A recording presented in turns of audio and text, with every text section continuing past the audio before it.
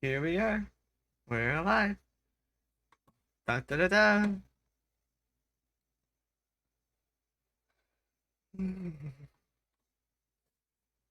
Okay. Hold up. I gotta close the door real quick. Okay, hot in here.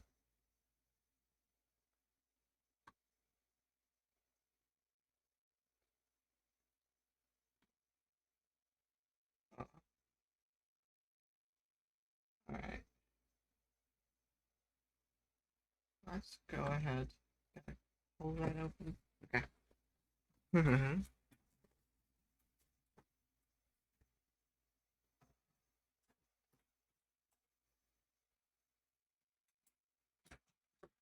Here we go. I hope you're ready for the thrill ride of a lifetime.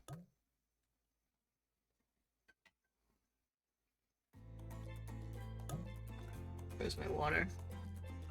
I gotta have water. I gotta do a lot of reading today. Yes.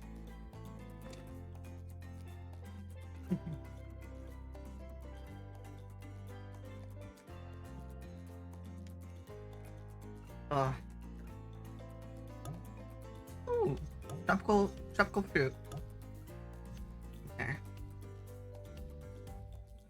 This actually sounds pretty good. Let's bring up a bit. Okay. New game. Middle file. I recall you. Randy. And let's go, Vinny.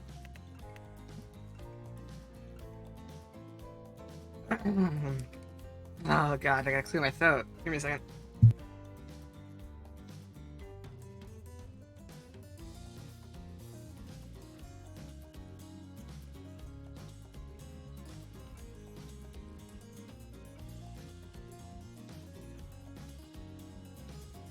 Some very nice music.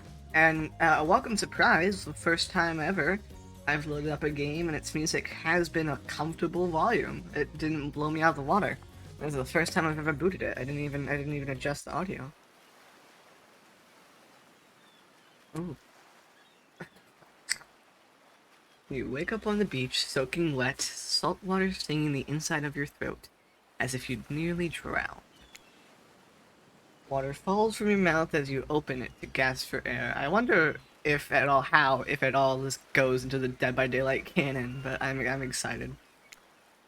You have no memory of how you got here. In fact, you can only remember your own name, but not where you came from, or a single fact about your life. What you do know is that despite the outrageous beauty of the landscape around you, you feel incredibly sick to your stomach. Well, really went down the wrong pipe, huh?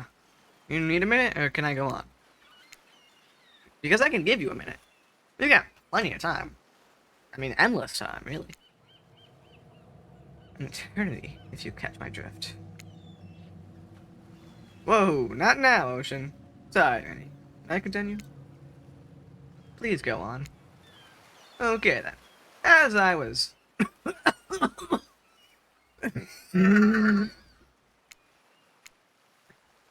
As I was saying, you look down at your feet, ankle deep in the crystal blue water of a newly arrived wake. As the water recedes back into the ocean, it reveals a grotesque discovery. You. A decomposing face stares up at you from beneath the sand. All you can do is vomit. A stream of dark bile, bugs, worms, and other ick. Questions race through your mind. Where are you? How did you get here? Who is behind this incredibly charming and well-spoken voice in your head? However, answers don't come easy. Your mind is completely blank. What will you do? Run, close your eyes, dig up that face! Everyone's favorite game show, dig up that face. You brush the sand away from the half-buried human head embedded in the ground before you. Oh, wow. There is no body, just this head. As you pick it up, flakes of skin fall to the ground. The jaw falls open. revealing a gold coin sitting on the rotting tongue of this poor dead soul. Getting your hands dirty, I see. I like that. No, wait, this is the ocean. This is the ocean. So for the ocean, I assume I'm gonna have to do Surfer Dude voice eventually. I guess the ocean is it's like. Hold on, I got the perfect thing for this. Give me just 1 second. I'm gonna mute these.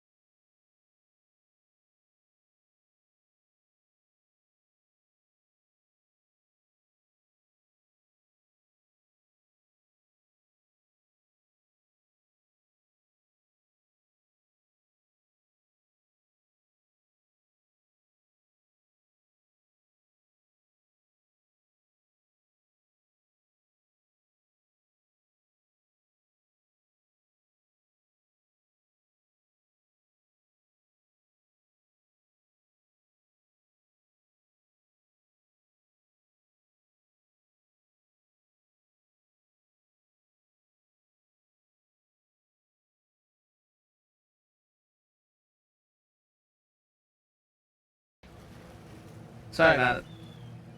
Oh, forgot to turn that off. Sorry about that, guys. I have to make it perfect, and I didn't want to reveal any spoilers. Let me add this to my Stream Deck so that we can access it at any time. Here we go. Stream Deck. Oh god, oh, there it is. We're gonna customize this real quick. I gotta find that sound effect too, because I don't have that victory sound effect. Um,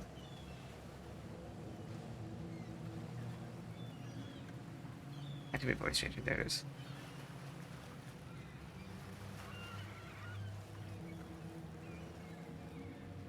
Okay.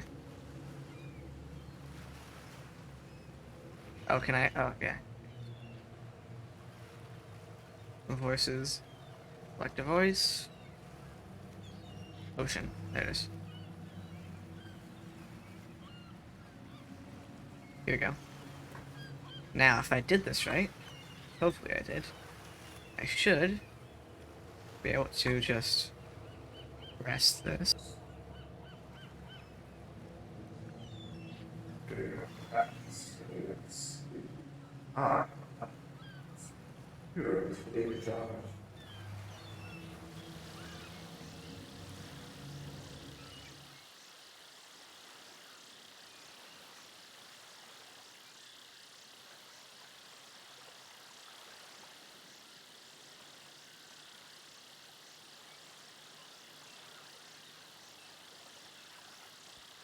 So I gotta go back in and I have to add another thing for my normal voice modifier.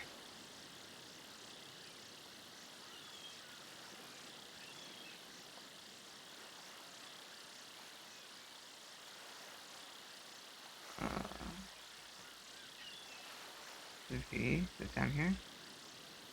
There it is. There's the voice enhancer that I usually use. There we go. Sorry, I'm having to add, so I'm gonna be doing this a lot. Now that I know how to update my Stream Deck, I can have these buttons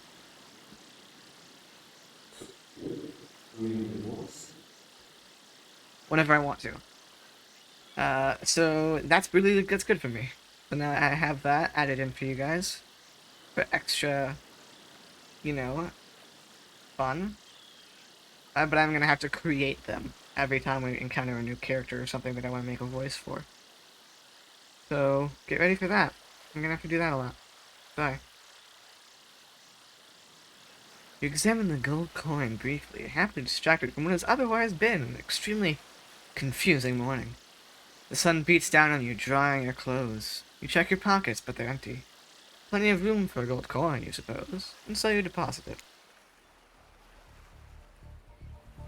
Why, that's a nice coin you got there.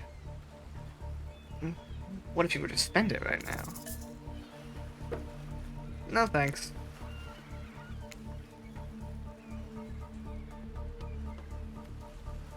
Sorry.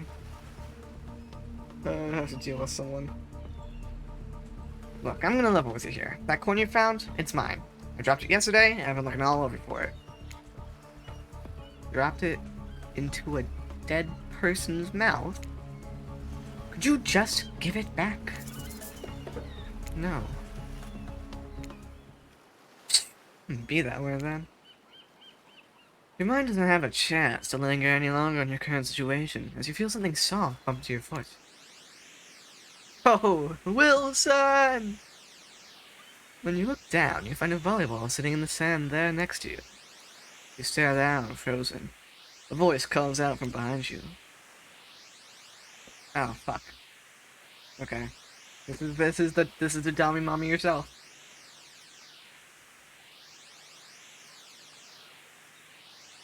She's big, she's buff. We have to do this right, and I have to remember what it sounds like so I don't fuck this up.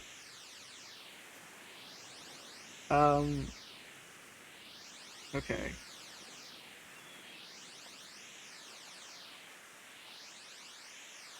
Ooh. I gotta get some water. I gotta get some water. These sound effects are not meant to be played over and over. You are not meant to sit here.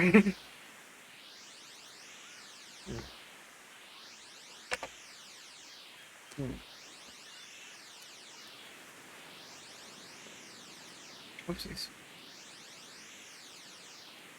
I'm sorry. I'm so sorry. This is very important, you know? Little help, please. Yeah, I can't do the deepness. Maybe if I turn myself down. Hold on. I gotta do this again. No, I'm not going to. Okay. Turn around and you see what's waiting for you. Your jaw just about hits the ground. He is thick with 7 C's. He's pretty. He's averagely buff. He's of course very cute. Another average. That is the buff boy himself, Trapperino. 4 gorgeous monsters stand halfway between you and a well-tended volleyball court. Why do they make him so much bigger? Like, obviously there's slight changes, but I feel like this is almost normal for Huntress, except for maybe more boobs.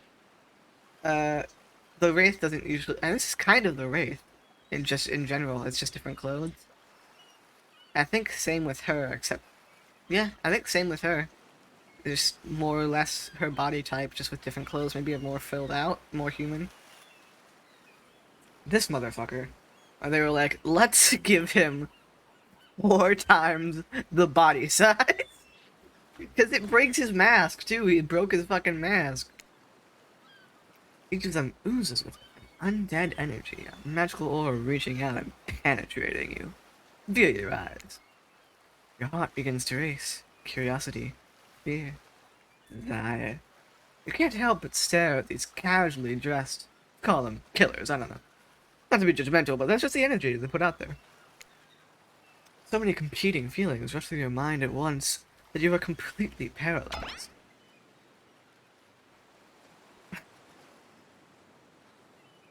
Give me a second.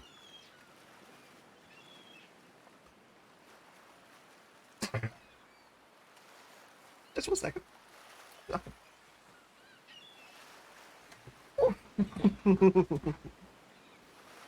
Just 1 second.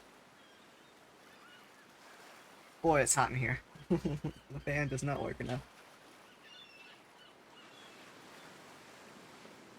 Hello. There are weird days, and then there's this. All you can do is look down at the ball and back up at this monstrous lineup of 12 literal monsters. Sexy ass monsters, huh? What do you do? Say no thanks. Say nothing, do nothing, kick it back, or toss it back. I'm gonna jam out to this music is what I'm gonna do.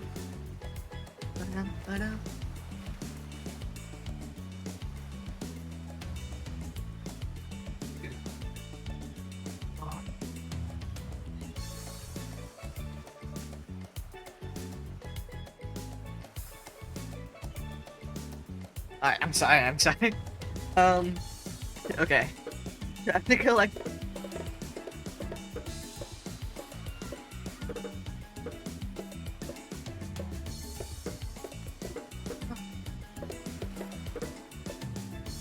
I'm sorry, I'm just dancing over here making music, alright. Oh, okay, I'm sorry. Say nothing, do nothing, I think. I don't know, I like saying the no thanks. No thanks.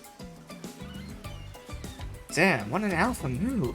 You just become the type of person that says no thanks to a group of actual killers. No.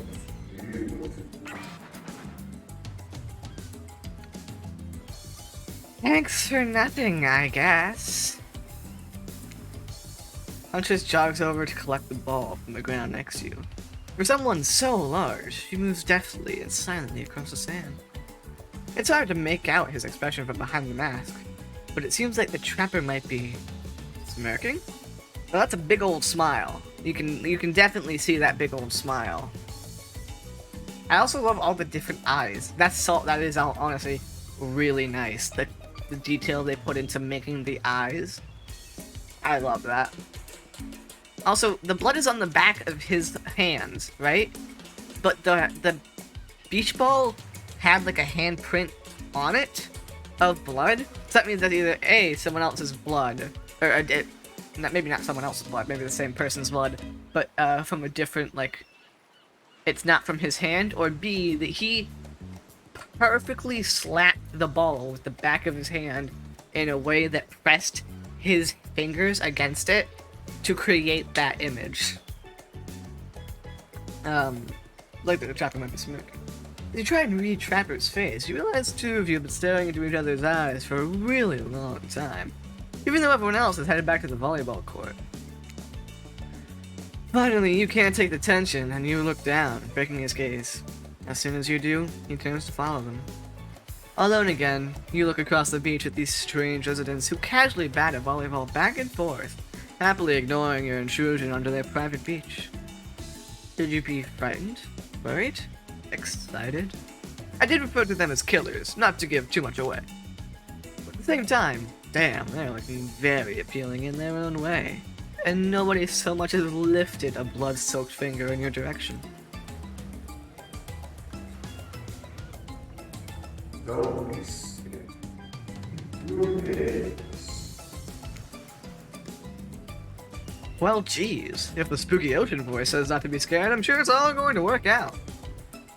With no good reason not to, you decide to head over and see what happens next. Seems like you've derailed the volleyball game just by showing up. God damn it.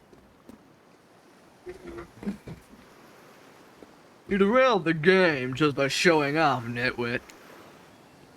And I guess you're a nitwit. Look, it's best to just oh fuck. That's why I need water.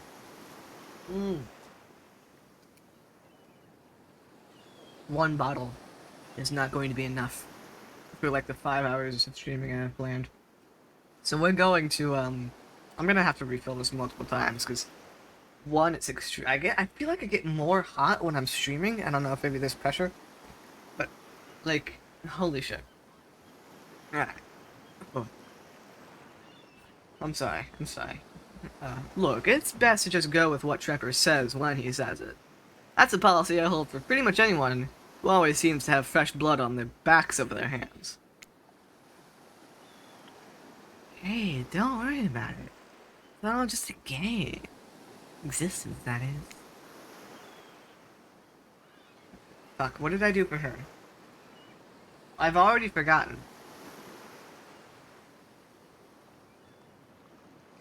I think I changed it up twice already. Because it's hard. Like, I need like a deep feminine voice. But I can't really do that. Because I'd have to be putting on a deepening and a falsetto. I said a deepening because I can't remember the fucking word for it.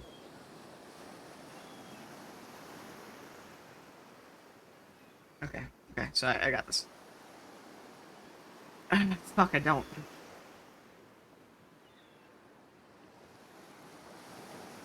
Maybe I'll just do a normal voice for her instead of trying to go for the deep voice that I feel she is. But I'm not gonna do it justice. I know I'm not gonna do any of you guys justice. This okay.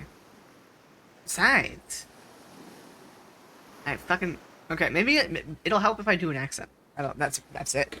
She's from Russia, so it'll help if I do a Russian accent to attach to her, like attach to the voice that is for her. And besides, you look a lot more interesting than a silly game. What is your deal? What brings you here? You mean they're here to do more than distract from our total domination? That was right. That sign means he was done with the game too. Either that or he saw a butterfly or something. Look, I don't care why the slack-jawed moron is here. I just want to know, can I kill them or not?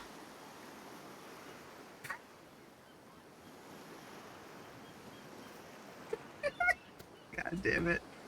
Oh, fuck. The transition, like... But did she peek out from behind him? Because I swear to God she was further behind him. Maybe I'm wrong. But he is straight up blocking Wraith. And partially blocking Spirit.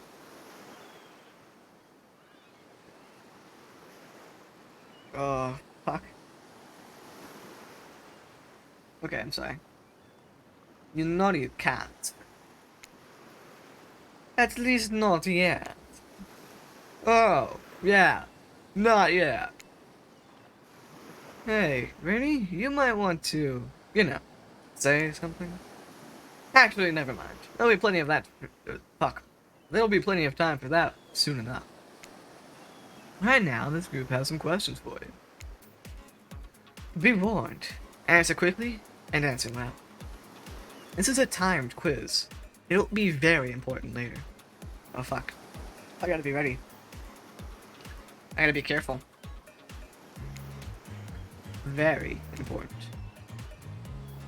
I want to get the soundtrack to this game already. Or not important in any way whatsoever.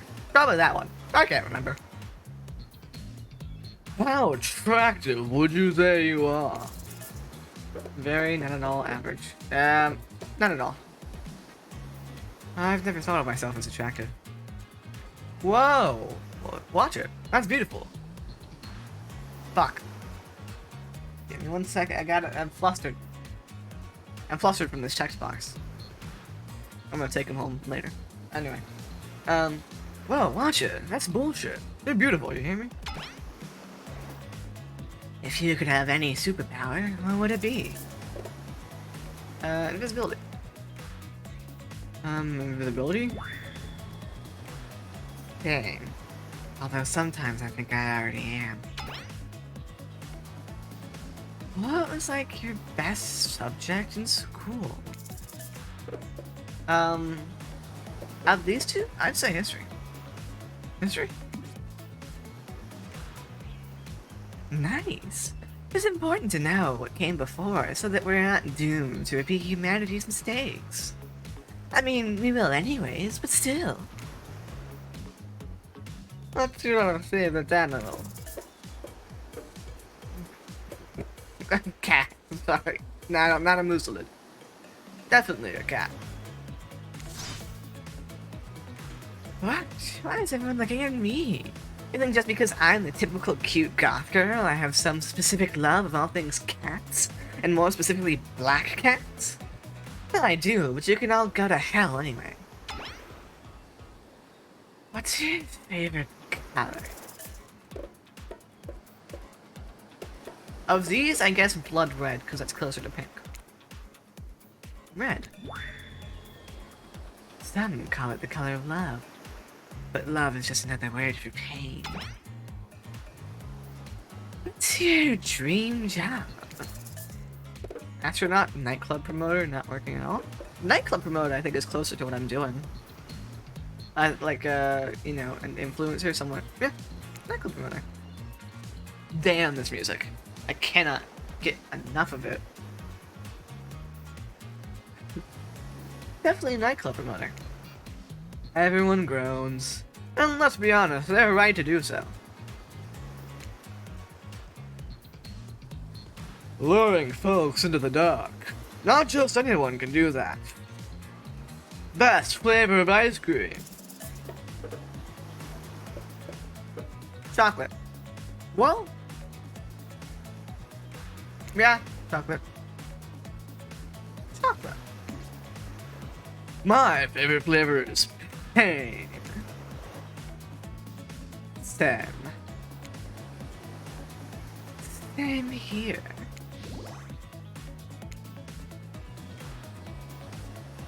Mine is vanilla. Thrilled with pain. I think mint chip is the greatest flavor I've ever conceived myself. But enough about ice cream, am I right? Yeah, well, right, actually, mint chip is great. Hold on a second, this reminds me. I am right.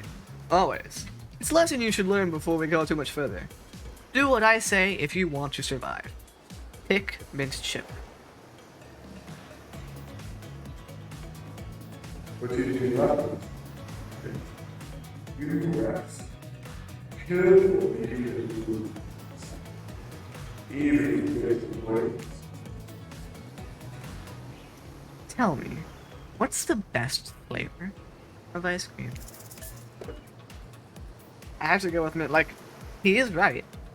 It is mint chip. The best flavor is mint chip.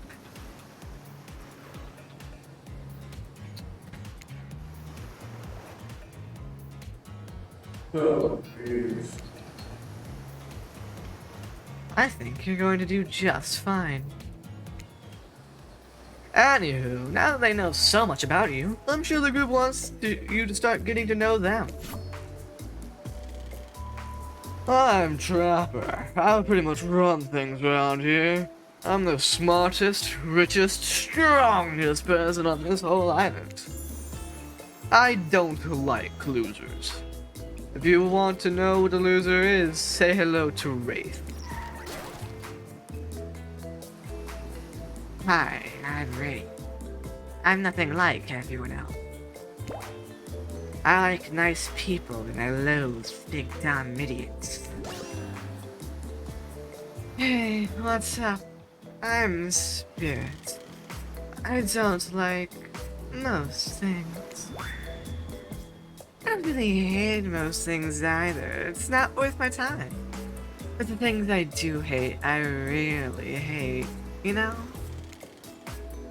Based on my personal observations, life is nothing but suffering, and society is a carefully calculated lie to keep everyone subservient to those in power. It's better to choose to just not take part. Gee, it's like he was downright murdered by society, she hates so much. Oh, no, wait. I'm remembering Spirit's story now, and that's almost exactly what happened. Hi, I'm Huntress. Don't let those bummers get you down. There's lots of fun to be had on this island, along with lots of love. Yeah, there is, if you know what I mean. Grow up. Grow a body. explained this 1,000 times. I'm dead, but I'm not a literal ghost. I just create a trail of fog. I'm not made of it. Whatever, fog body. That's not nice. He is not nice. You love it. Only sometimes. Ew, really? That's disgusting. That's why she likes it. Don't speak for me. I fucked that up. I'm sorry. Don't speak for me. I'd also hate it. Not speaking entirely, actually. For the first time ever, I agree with Wraith. Let's move on, otherwise they'll do this all day. Besides, if I know this crew, and I do, they'll want to show off soon enough. So is this all we get? This is the cast that we get? That's fair. A bit sad that it's not some of the older ones, but I think I understand there's some of the new ones. Because some of the newer ones, like Trickster and the artist, are very suitable for this type of environment because they're very cute, like, people. They're very, very pretty people. Just in general, because they're more normal than most everybody else. Excuse me. But I understand why it would be this group, more or less, just because it's possibly been in the works for a while. So some of the newer killers that came out might not have even existed when this was started and like storyboarded, but I'm not sure. Fuck, I skipped that over that. Whatever. You guys could read it. Oh wow, for once I actually agree with the meathead. I say we go to my yacht. It's the massive boat docked nearby.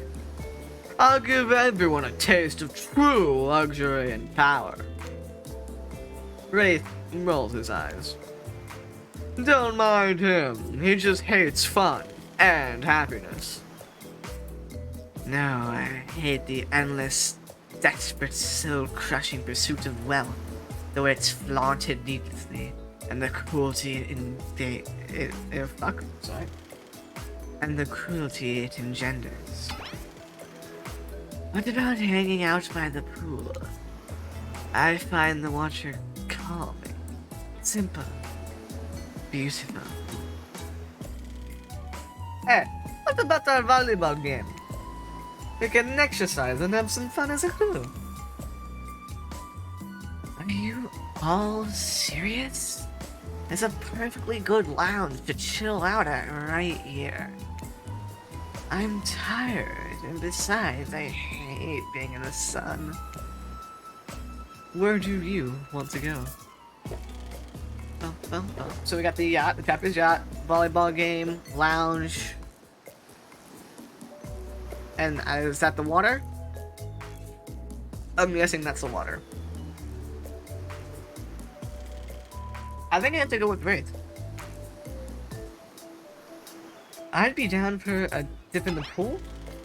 Oh, the pool? You actually want to go to the pool? Well, I mean, sure, why not? I've got good ideas. What's wrong with my ideas? The pool is great, everyone. We all know that. All over the world, if people agree on one thing, it's that pools are great. Look, we've got a whole ocean right here, and they still put in a pool because pools are just, great. It's a real special treat. And you thought it was bad when he stayed quiet. Yo, is that Claudette and Dwight? Fuck yeah.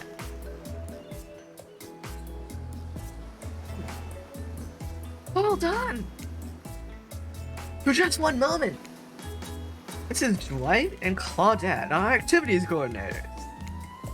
They're also the cooks, waiters, bartenders, janitors, and every other job. Did they get these outfits in the game? Because if they didn't, I'm gonna be pissed. They're the only help remaining on the island. This place we call Murderers Island. Cue dramatic musical flourish. Was that fucking a Kirby sound? None of the others survived. Survived the interview process, I mean. Henceforth we shall heretofore refer to them as survivors with a capital S. These two have worked here a long time. So very long. I actually don't know how long it's been. Sorry. Anyway, I should probably let Dwight and Claudette do their mandated jobs. They sure look happy, but they're vibrating with a nervous energy that is starting to give me the creeps. We will now escort the group to the venue of your choosing. However, in the future, we recommend waiting for us to present you with your options whenever possible, and don't just run off to various activities unsupervised. We don't have much autonomy around here. The least you can do is allow us to do our job. The most you could do is help us get off this island. Right. Yes, pardon me. Please follow. I have to, because I've given them similar voices, so I have to try to differentiate the two and not make them the same character. Hey, narrator? Yeah, something I can help you with. Let's do Claudette and Dwight. Did they just start to mention something about wanting to escape? Is escape an option? Should I be trying to escape? Escape? Them? Oh, no. I think you're mistaken. It seemed like Dwight was asking for help to get off this island, though. Oh, right, that. Yeah, that's true, he was. But he just meant that he wants to get to the other vacation island getaway, a couple miles south of here. It has much fancier accommodations than this island.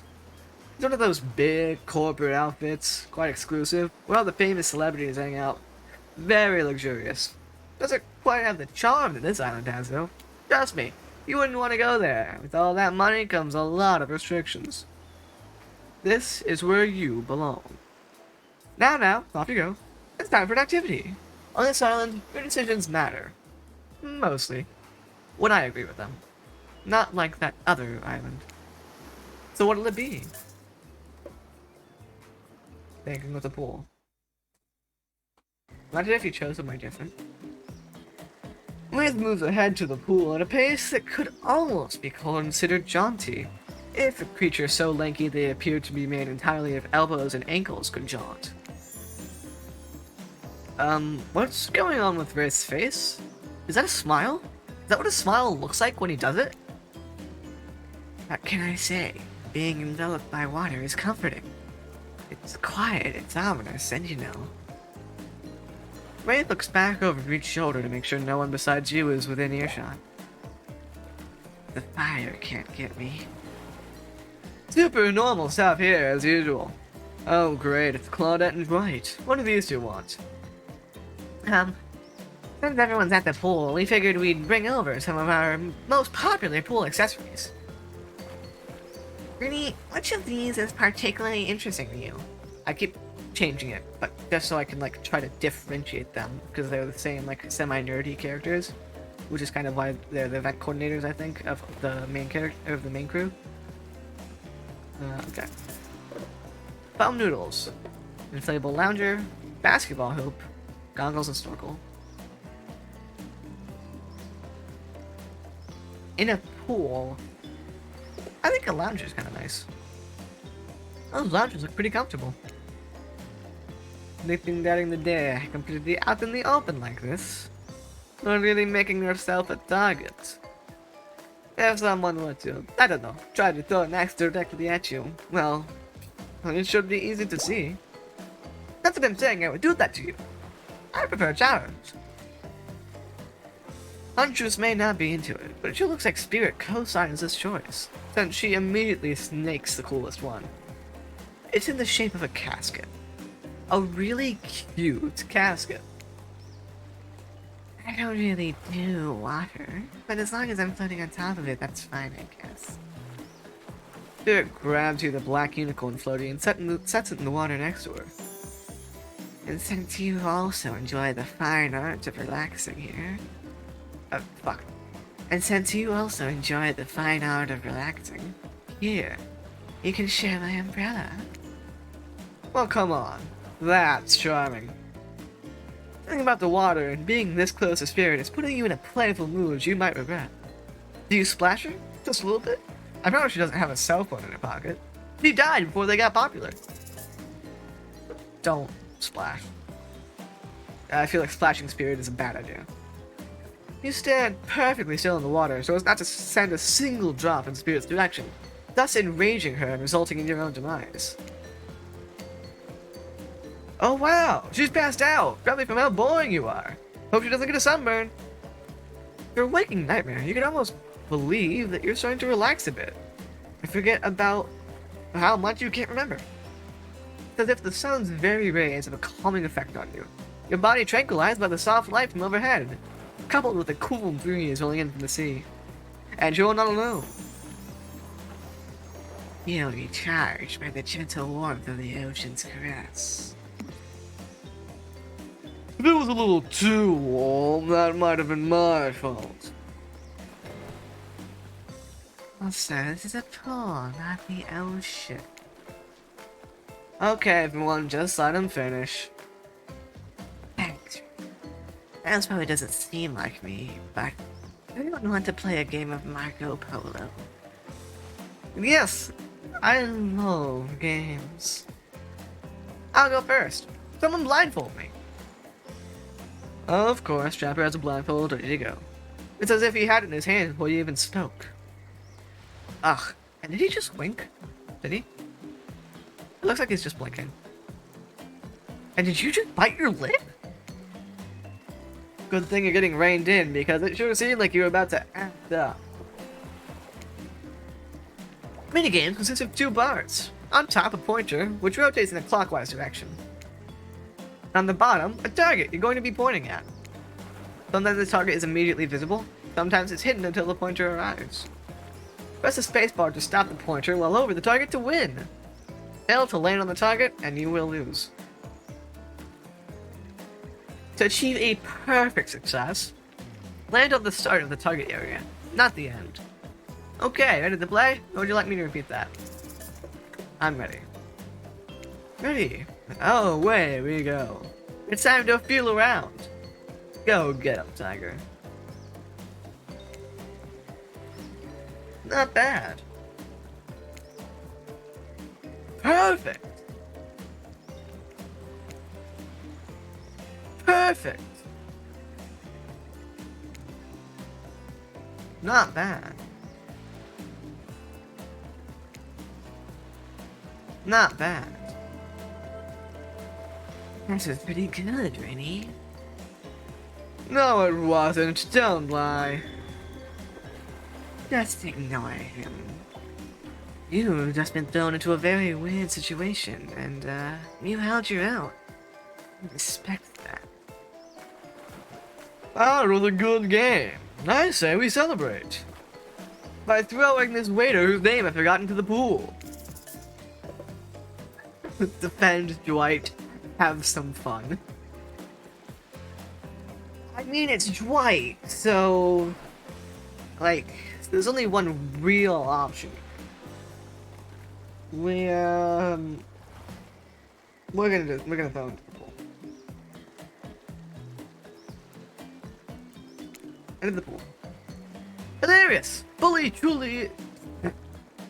Hilarious! Bullying truly is the gift that keeps on giving. I'm gonna drink some water.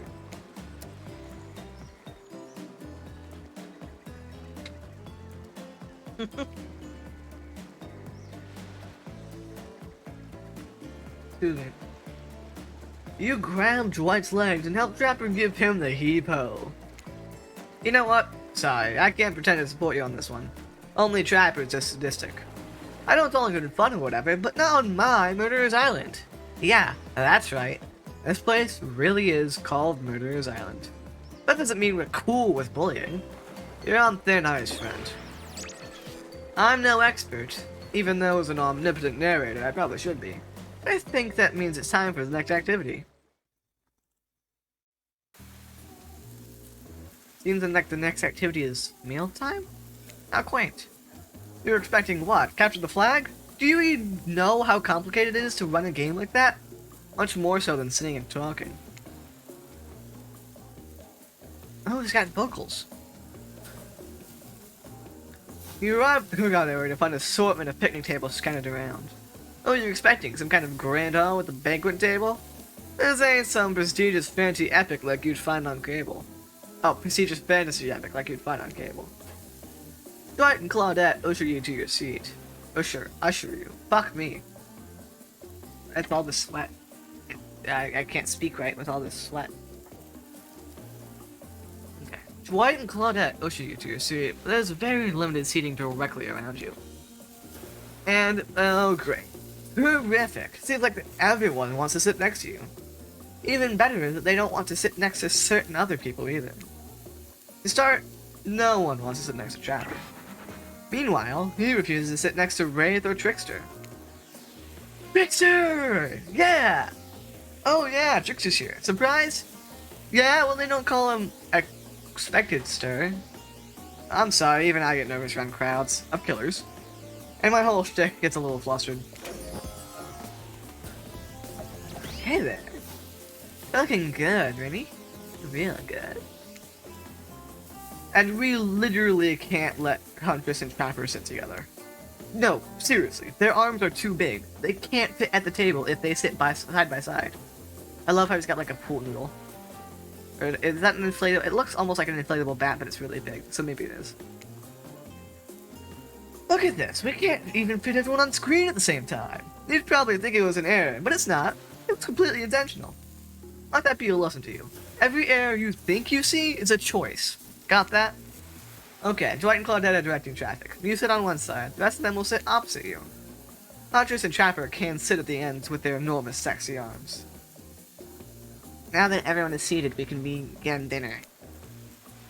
Tonight's meal was prepared slowly and carefully, with both love and hate for 12 hours over a spit. We hope you all enjoy. We really, really hope you do. Hey, you didn't actually tell us what you're serving. What are we eating? It's meat. Seasoned with a specific number of special herbs and spices that we simply can't divulge. My favorite. Meat is good. Meat is murder. Did you know? What the fuck? Did you know, considering what you've been up to? Who are you to get judgy now? I'm sharing facts. And you need to murder something to eat its meat, so that's like technically true. Technically true is the best kind of true. Okay, enough yapping, let's eat. I do such a breakdown when it switches back and forth between all of them. I will admit. Hey, Rennie, you know what I'm thinking? There's gonna be a person on that spit, right? Or several parts of overlapping people, perhaps? I haven't seen many pigs wearing palm tree button-down prints, you know? When you look closely at this bit, you spot what definitely appears to be scraps of fabric sandwiched between some layers of meat. I think I might be sick. Is there anything else to eat? This took 12 hours. And we do literally everything on this island. Actually, there's one thing you're not doing today. You're not carving out this delectable meat. Wow. That's gonna change. Because I am with my broad axe. It's the plastic tools for easily chopping anything in twain. First, who says twain? Sometimes I swear it's like we're all from completely different historical eras. Second, I'll handle this with my cleaver. Fast, powerful, and clean. At least, clean when the meat is cooked. No blood. Ah, you two and your ridiculous bicep swinging contest. Enough, everyone grow up. Obviously, my gorgeous katana is the only option. Obviously. The hell it is. I'll show you both my katana and send you to actual hell if you'd like. Please stop. Please, I hate it when we fight, or talk, or even when we look at each other in the eye. I can do it. I have the skull of Vazaroth. Great, instead of slicing it up, you can club it to a second death. Hey, Brittany, I know this isn't what you want to eat, but hurry up and volunteer to carve up Felix. I mean dinner. Otherwise, this will go on for hours. That's not a hyperbole. They once argued over who had the most effective weapons for 72 straight hours. It doesn't matter which one does it. When they're done, they will take even longer cleaning their weapon, all while explaining the value in maintaining your tools. Despite being a bunch of cold-blooded killers, for some reason they're always terrified of tetanus. Hey, why don't you just let me carve up dinner? Splendid idea. I'd hate for it to go cold. He hated it when he got cold, when it got cold. I can't get Claudette down. I really can't. I got Dwight's, like, nerdy voice, but Claudette's, it's hard because it's almost the same thing. Here's a machete, freshly sharpened. Okay.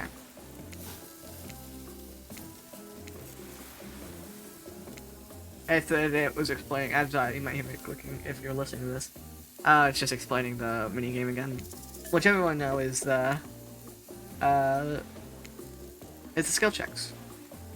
Nice. Perfect. Not bad. Fuck. You missed completely. Not bad. Not bad. That was pretty good. I'd like to see what you could do with a less clumsy weapon. Yeah, I said it. Machetes are dumb. Dinner is freshly served. For real. The sounds, especially coming from the masked killers while they eat, which involves lifting their masks and shoving food up behind them, are nasty. Spirit, meanwhile, doesn't even eat.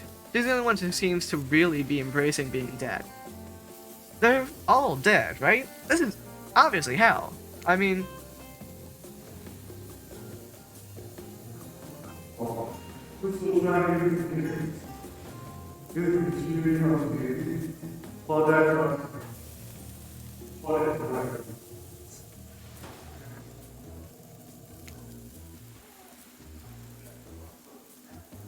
Well, at least they're lifting their masks. There's only 99% as disgusting as it could be if they just tried to mash stuff through there. Spirit, why aren't you hungry?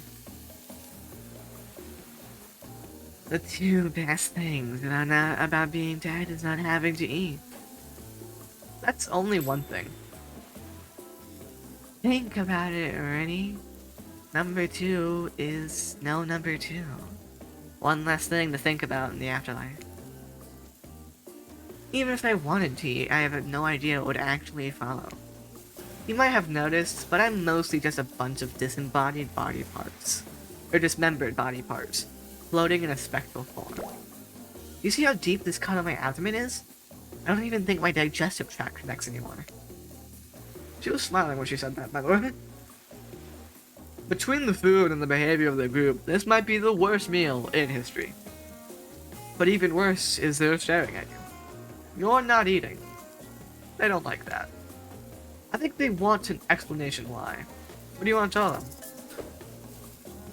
This is gross. I'm sorry. Look at that seagull! Look at that seagull!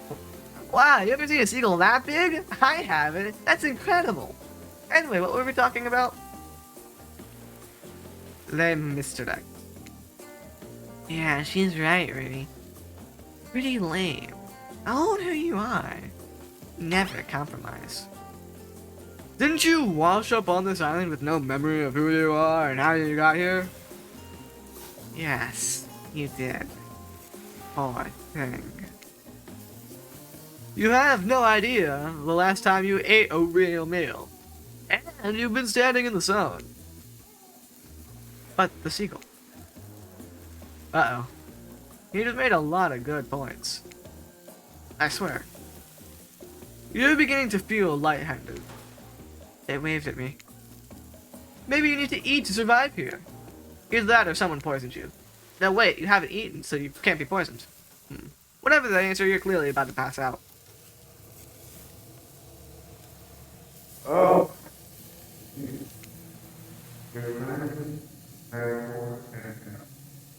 Never to be the ocean. Not sure how I feel about that characterization, but I'll allow it.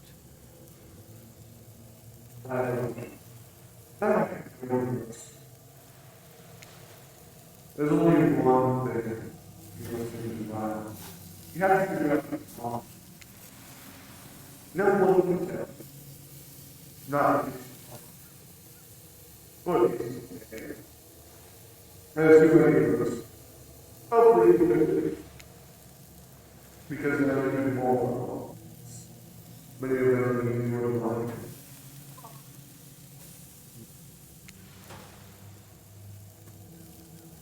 Starting scene's over and having to fast forward back to where you were. Am I right? Oh man, even but the one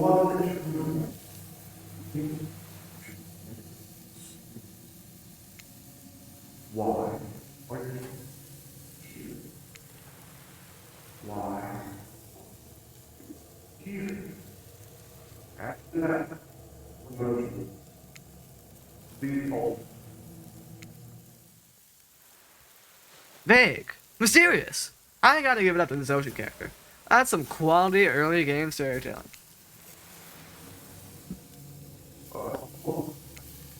What? You made it. Some of them are right. Some of them. It's in your best. Emotional is the best. For the choice of mind was but their mind.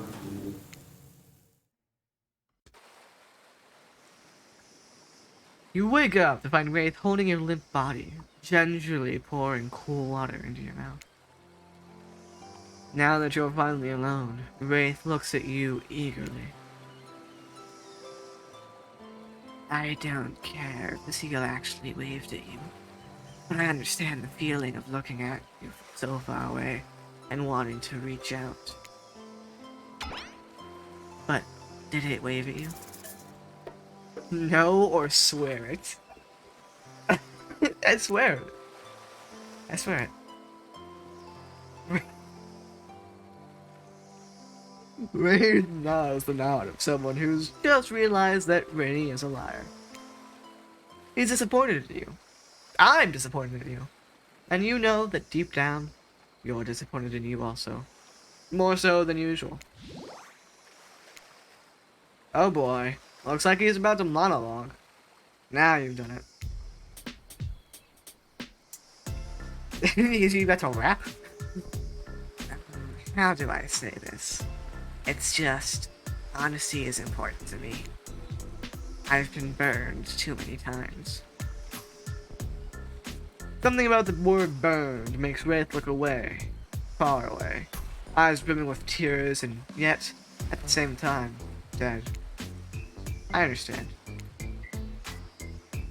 Wraith looks back at you with those sad eyes, wanting so badly to believe you. He looks down at the ground. I have something very important to tell you. It's about something very special to me. It's not something I tell everyone. But you know how important honesty is to me. I can't expect that from you if I'm not honest in return. Oh, great. I bet he's got crabs. It's about my special bell. What? A bell. It belonged to my father. He gave it to me before he and my mother, well, they had to go away. If I was ever in danger, I was supposed to ring this bell. It didn't really work, but it's all I have of my family with me. Wow, Grace. Thank you for telling me. Here, hold it. Whoa, it just gave you his bell? Sound the alarms. What are you gonna do with this thing? ring the bell loudly or hold the bell delicately? I'm gonna hold it delicately. You caress the bell, while running your fingers over its rusty... Is that dried blood? Why are you touching this thing? Thank you for sharing this important part of yourself. You hand the bell back. Wraith is looking out wistfully at the ocean. The ocean is beautiful. It's not real. I know this is. Wraith looks at you more intensely than ever. I don't know if you're ready to hear the truth. Just as things are really heating up, you hear a flurry of footsteps behind you, as you quickly spin around, ready to fend off whatever new dangers popped up on this strange island. Only to find that it's Dwight and Claudette sprinting across the beach, clipboards in hand, which they're waving in the air above their heads. It's very important that we stick to the itinerary and attend every event as scheduled. Playing sick for cute flirt points was not a part of this evening's activities. That's strictly slotted in for after campfire story time. At this rate, we'll be late. Playing sick? No, I was... No time for excuses. All there is, but that's scheduled for after what comes after the flirting. Go, go, go! I fucked that up, I'm sorry. You know what, that's what he said. Once everyone has gathered at the fire pit, Dwight and Claudette quickly make an announcement. We're not going to blame anyone in particular. But someone, and we're not going to say who, so don't you worry, hasn't been sticking to the schedule. That means we're behind on time for evening activities. We'll only have one time, and we'll have time for one person to share their spooky, special nighttime story. Just one story. Story time is my favorite activity. This is a narrative-heavy experience. And telling us that only one person gets to share? How will we decide who? Oh, great. We have to decide as a group? That never goes well. Whoever did this, step up now. I swear I won't be angry. I'll merely chop your head clean off. No fuss, no muss. Voice trembling. You realize it's probably a few, but you embrace your fate. Sorry, everyone. I think they're talking about me. To be honest, I still don't understand how this whole schedule thing works. I guess I lost track of time while I was passed out. Been there before. Even though it's taking some pressure off of me, which is an absolute dream come true. Is it really fair to pick on the newbie? Seriously. Has anything here ever happened on a schedule? Even once? Damn it, Donald! If you try to flex that authority gimmick one more time, so help me, I'll snap your head off so quick. Then I'll drown you in his blood, Cynthia. Fuss and muss are back on. You do know I love to hack, slash, and slice. We all know that you love to kill. It's almost all you talk about.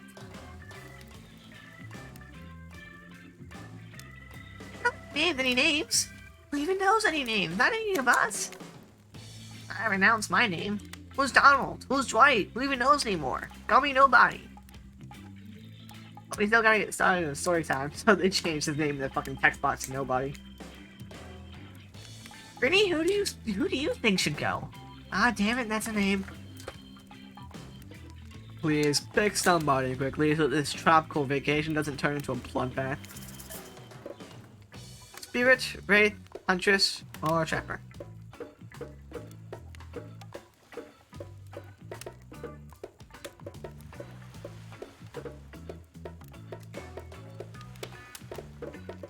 Let's see.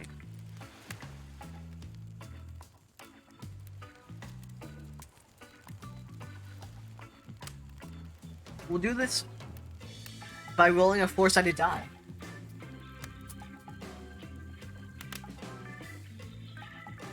Okay, I have my 4-sided die here. We're gonna roll it and see who goes first. 3. So if we're starting here, 1, 2, 3. Or are we starting at the top? You read left to right. So it's who's here. I choose you, Huntress. Whoa, whoa, whoa. This entire experience is being carefully crafted to avoid an IP infringement lawsuit. Let's be careful with the catchphrases, will you? Huntress steps out to tell her story. The campfire flickers in her faraway eyes. It is the village outside the deep and ominous redwood. No child dared step foot past the threshold of thick trees and brush that separated safety from the unknown. Grown men that ventured in often would never return, and the sounds that echoed out into the village was something inhuman. The women of the town told a story to the young children, hoping that it would be enough to dissuade them from a curious exploration beyond the boundaries of the village. They told of a creature that lurks in the woods, half woman, half beast, singing like a siren, haunting, beautiful. Her voice, the last relic of her humanity. Oh, there's blood being like on the back. That's like showing up and disappearing. It lulls all who hear into her domain, and no precious child nor fierce soldier can escape once you are in her clutches. Those who've seen her say she wears a mask of hair stained with the blood of so many poor souls. The hatchet she wields had been brought down brutally on the skull of many an unsuspecting hunter. The nightmare doesn't end there. What is a hungry beast to do in the frigid winters, with nothing but hunter meat to live off of? It is said that the hunters, as the villagers called her, couldn't bring herself to kill the young girls she came across in the forest. Instead, they suffered an even worse fate.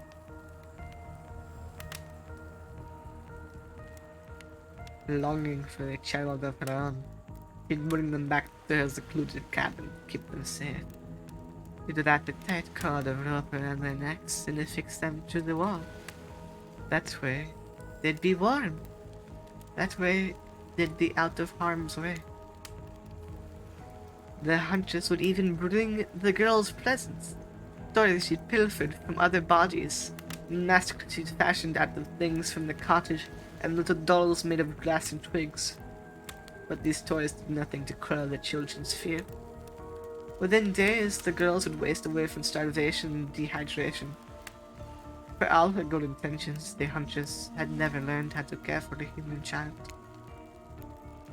You see a tear creep down from underneath Huntress's mask. Suddenly, the most beautiful singing voice you've ever heard fills the air. I'm not gonna sing this. My darling tiny one, tucked within your bed so tight. Here's the old grey wolf will come and grab you by your side. There's a brief moment of silence, and you feel the need to contribute to this stirring moment. Join in singing, slow clap, and make a jump. I'm gonna slow clap. You stand up once and clap once. You stand up and clap once. Then after beat again. Slowly building up a dramatic group clap. Wraith, excuse me. Oh god, I'm burping. Wraith stands next to you and clap. No one else does. You're clapping it. Lacks energy. Little must be tired. Huntress is interested in whatever it is you're trying to do, and walks off, bored. Well, on that note, everyone decides it's time to take a break and split up for a little bit so that they can all have a moment alone before bed. Everyone leaves and you're alone by the fire.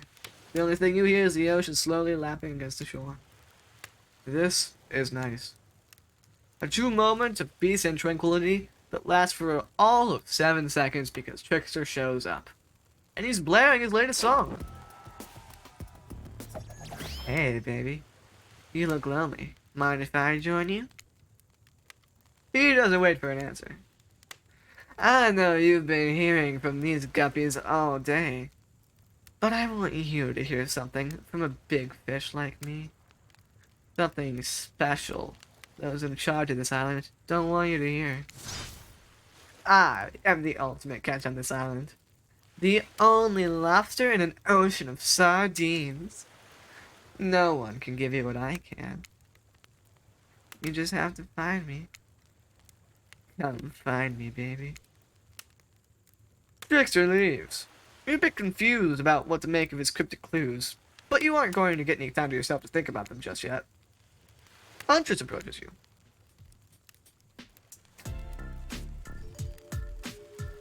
Of course you liked my story. Who wouldn't? It's not everything. Cute kids, dead men, a huntress. I find that those stories are better with the sound of a burning fire filling the air around you. On the smoke, however, I could do without. I'd rather eat BBQ than smell like it. Let's rinse off all of that campfire with a dip in the hot tub, shall we? You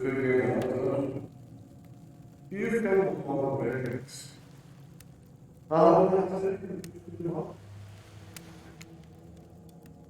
Just go over here.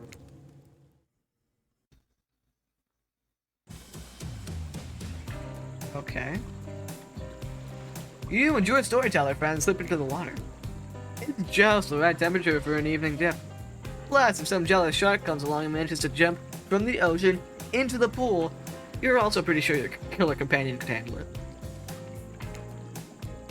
Before you know, I wanted to make something clear. You know that half woman, half beast I was talking about in my story? That's me. I'm No way! How cool! Or yeah, I got that. Oh no, I'm gonna impress. I'm not gonna impress her. I want her to think she's impressing me. So no way! How cool! That's really awesome. Thanks for being vulnerable and telling such a personal story. Huntress pose shyly twirls her ear. Pulls her ear? Pulls her hair. Tell the truth. What did you think of my tale? Would it have the makings of a best-selling author such as the comedic mastermind Dostoevsky? It was a really well-told narrative, clear beginning, middle, and end. Riveted from the start. Plus, the woman in the forest? I mean, you are clearly not a true villain. You were just a traumatized child. I think that's something that everyone here besides Trickster has in common. Is that they're just... Which is, I guess, is also part of why they were chosen, is that these are all of the sympathetic, or what I like to call the sympathetic killers, which is killers who either didn't want, like, only killed in self-defense, or only killed in, like, because of, an accident, or, because, I guess it was mostly self-defense, because Wraith was self-defense. Well, Wraith wasn't self-defense. Wraith was, I think, insanity. He was, like, pushed to his breaking point. Although, maybe it was self-defense. I think it was a bit of both. Huntress was, she didn't know any better. Yeah, she traumatized child. I mean, she really didn't know any better. Crapper was also a traumatized child. He did it in self-defense. His parents were abusive and horrible. And he snapped and went mad and killed more, but still. And then Spirit was in full self-defense. I'm not even sure she killed anybody. Like, I'm not even sure she managed to kill her father, who was attempting to murder her. I think she died and made a curse, which is what she became. She became a curse. You're just a traumatized child. Okay, now you're just being a suck-up. Huntress's eyes leer at you from behind her mask. She's had her time in the spotlight, and it's playing coy now.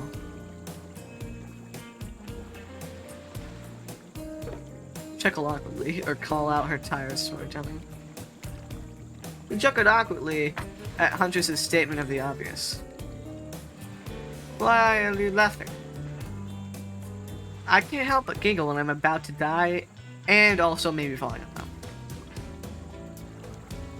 You can't believe how awkward this intimidating woman seems right now. It's actually pretty endearing.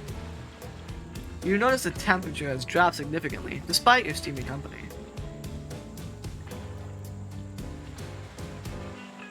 It's a little chilly and your bare shoulders must be freezing. Let's head back to the fire and put me to bed, eh? We hate to intrude on whatever smooth moves were about to unveil themselves. But it's time for bed. Oh, I'm sneezing. Ah! Ah!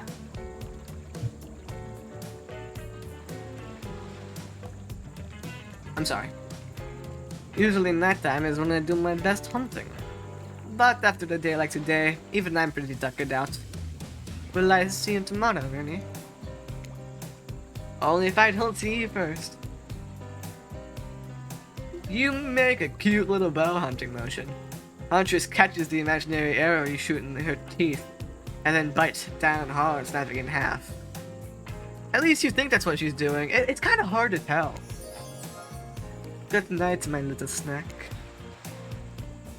I'm sure that wasn't a reference to actually eating you. You head over to the campfire. The heat is comforting on this chilly night. Looking into the crackling embers, you think about Huntress's story of the half-human beast that abducted all those innocent children, in an attempt to save them that led to their doom. Are you a mistaken prisoner here on this island? Is this your salvation, or will it be your demise? Before you can dwell too much on your fate, Claudette and Dwight arrive, their now familiar creepy smiles stretching from ear to ear. Excuse me. It's a bit menacing to see a smile like that lit by firelight. We must apologize for the accommodations. We weren't prepared for another guest, but we're gonna make you comfortable and die trying. They hand over a pillow and blanket and welcome you to snuggle up by the fire. Perhaps the music will put you at ease. Just trying to keep the volume to a minimum. Our other guests aren't the types you'd want to rob of their beauty sleep. Oh, okay. Another... I suppose if it doesn't stop what you want it to, that's a bit like losing, but no one has to know if you don't tell them. You can play... Oh, wait, let's repeat it. My pleasure. Yeah. Bottom of target. Oh, this year upcoming minigame is a special minigame. Perfect for the less coordinated, because there is no winning or losing. Well, not technically. Wherever the pointer stops, that's your result. Suppose if it doesn't stop where you want it to, that's a bit like losing, but no one has to know if you don't tell them. Okay. Ready. Oh, away we go! As you relax and look into the fire, the radio begins to pause and flicker. You examine it and decide that you might adjust the dial to try and fix it.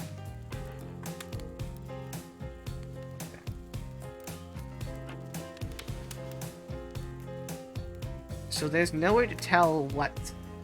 Like, what's the best option here?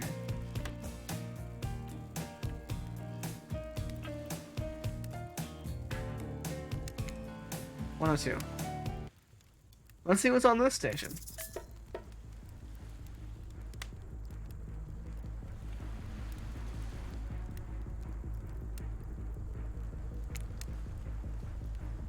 Alright, 88.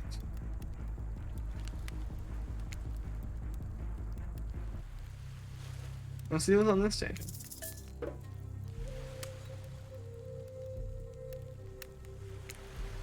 "90.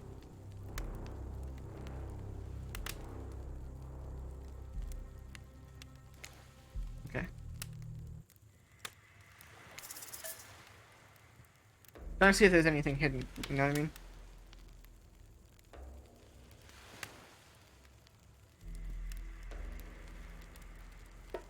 Okay.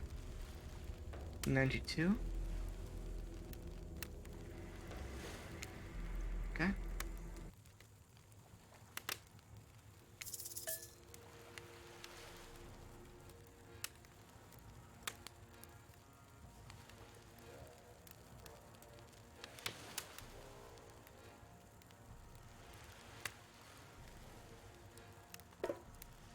This is all done with daylight music.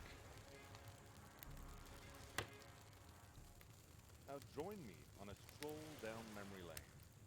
Wait.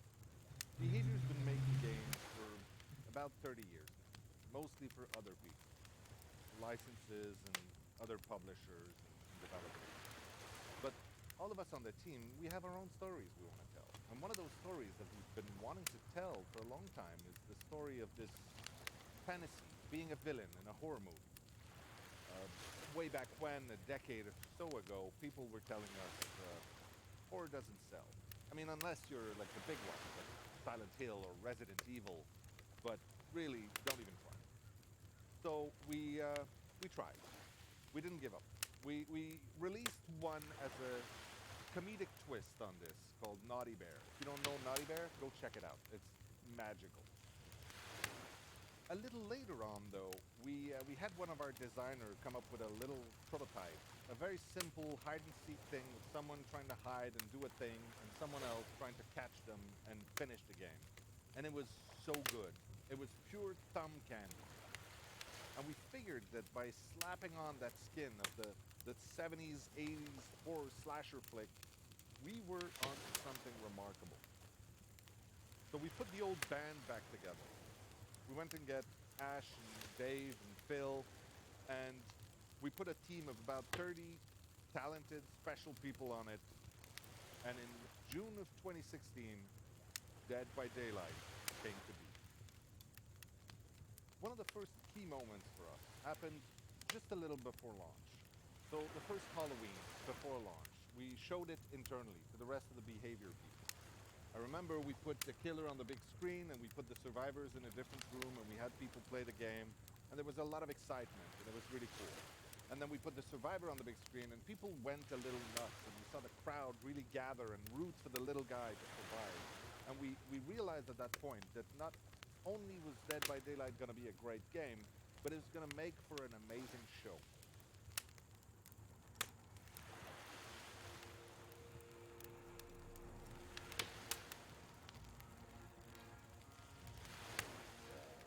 Okay. I wish I could could have turned it up, but I didn't want to exit it. So if you want to listen back and turn that up in your own time, good luck. Now join me on a stroll down memory lane. Okay. Let's go to We've been 96. making games for about 30 years, mostly for. All right, let's talk about our community. For us, it means two major things. First of all, the community is you out there. It's you and everybody else either playing the game or talking about the game or creating content relating to the game or being inspired by the game to write music or to make outfits. It's everybody that's part of what makes Dead by Daylight this amazingly rich and passionate environment. It means groups of people who interact on every single possible social platform in person. It means people who play together. It's even the people who play by themselves and never talk to anybody. So it's important for us to be able to break it down and figure out exactly who is part of the community and how do we listen to them? How do we get close enough that we can actually hear what makes them happy, what makes them excited, what worries them, all of this. We need to know about that. So the other part of community for us is the community team. It's our team that we built. Obviously, this was a very small thing. 4 years ago, it was pretty much just Dave and Ash and I talking to you live and trying to sift through every single forums, which we couldn't do, to today where we have a team of, I think, over than 50 people internally, some people sitting at their desks in the office, some people sitting at their desks all around the world in different countries to represent the different, pools of people around the world. And then we have, people who are halftime and people who are doing this out of the goodness of their heart. We have people that are part of the mods team, the community management team. It's a big machine because for you, community might mean you and your friends and the people you play with and, the forums you visit, whether it's Reddit or Nico or whatever. But it's maybe 100, maybe 1,000 people that you feel are part of that Dead by Daylight community. But you should probably know that there's probably hundreds and thousands of these pools of people around the world, and each and every one of these has their culture and their desires and their worries, and all of this is is something that we need to have an understanding of. And that's what our community team internally is tasked with doing. It is a daunting and quite intimidating task, but they've been doing an amazing job at it. And we're going to talk about exactly who these people are and how they do their job. Gabrielle Murphy is going to take us through that. We're also going to have Gab Malvar talk to us about the Fog Whisperers program, which is a super interesting bunch of people that are helping, bring the good word of Dead by Daylight to the masses as possible. And then we're going to take a little moment to talk about all the community events and activities that we have in store for the celebrations and for this year. So here we go. All right, let's talk about our community. For us, it means two major things. First of all, the community is you out there. It's you and everybody else either playing the game or talking about the game or creating content relating to the game.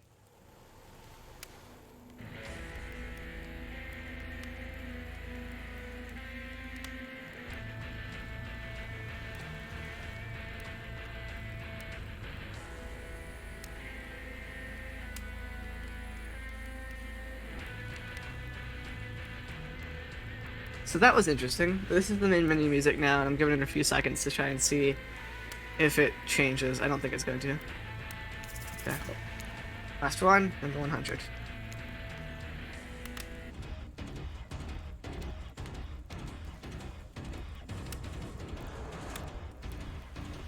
So that was 94 and 96. That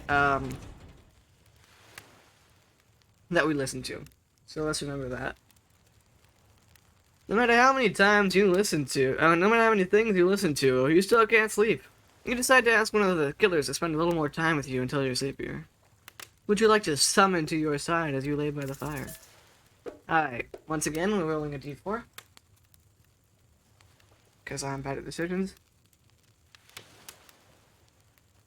Actually, you know what? Fuck it, I love her. Do it. Spirit, are you around? I was wondering if I could get a little company. Spirit tells you her secret for falling asleep when she is feeling restless. I like to listen to flute music, dab on some essential oils and steam my pores. Really? What? Even the dead like to relax. I don't really have any of those things around. The comb! Spirit reaches out and presents you with a unique item. It's a small comb carved from bamboo. I guess you could hold on to this. It was a gift from my mother. I will want it back, though, and if you lose it, well... You'll get your revenge on me? It's the last thing I do. You finally start to feel sleepy. Except, maybe this isn't really a sleepy feeling. Maybe you're, like, paralyzed. You try to keep your eyes open, but you just can't. Darkness overtakes you. Sorry about that. The dark voice familiar speaks to you again. It shouldn't still be as spooky, but now you've had a whole day of strange... It shouldn't still be as spooky. By now you've had a whole day of strange voices in your head. But this one is still undeniably odd.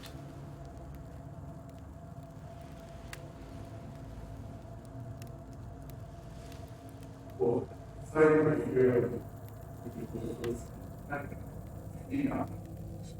I'm back. I'm tired. Be there. Honest. You managed. All the characters. You awake to suddenly see someone looming over you. Huntress is rifling through your pockets.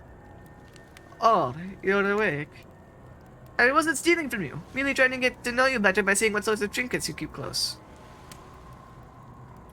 I saw you with the spirits before bedtime. Look, I'm not saying I don't trust them, but... Well, yes, I am saying that. I don't trust anyone I haven't already tied up. So I was just making sure they didn't do anything fishy. And I was making sure you didn't let this soul check. So I was good my father, you know. Well, I've got you. You really should consider spending some more time with me. Not scary. You're not? Not at all. I'm just a lost girl on the big island. I've been watching you since you got here, you know. Not in a creepy way. Huntress pauses for a long moment. Alright, in a charmingly creepy way. I've noticed how fun-loving you seem. If you spend some time with me tomorrow, maybe I'll take you to this special place I found. It's all fine. None of the other killers have been able to find me there. It's quiet and isolated. Maybe I'll even show you how to make a beef stroganoff. That all sounds very enticing. I'll let you get back to bed. It's been a long day. I'll just place a gigantic hand on your forehead, and your eyes flutter closed. Finally alone, for real this time, maybe. You drift off to sleep again. Hopefully you're not poisoned.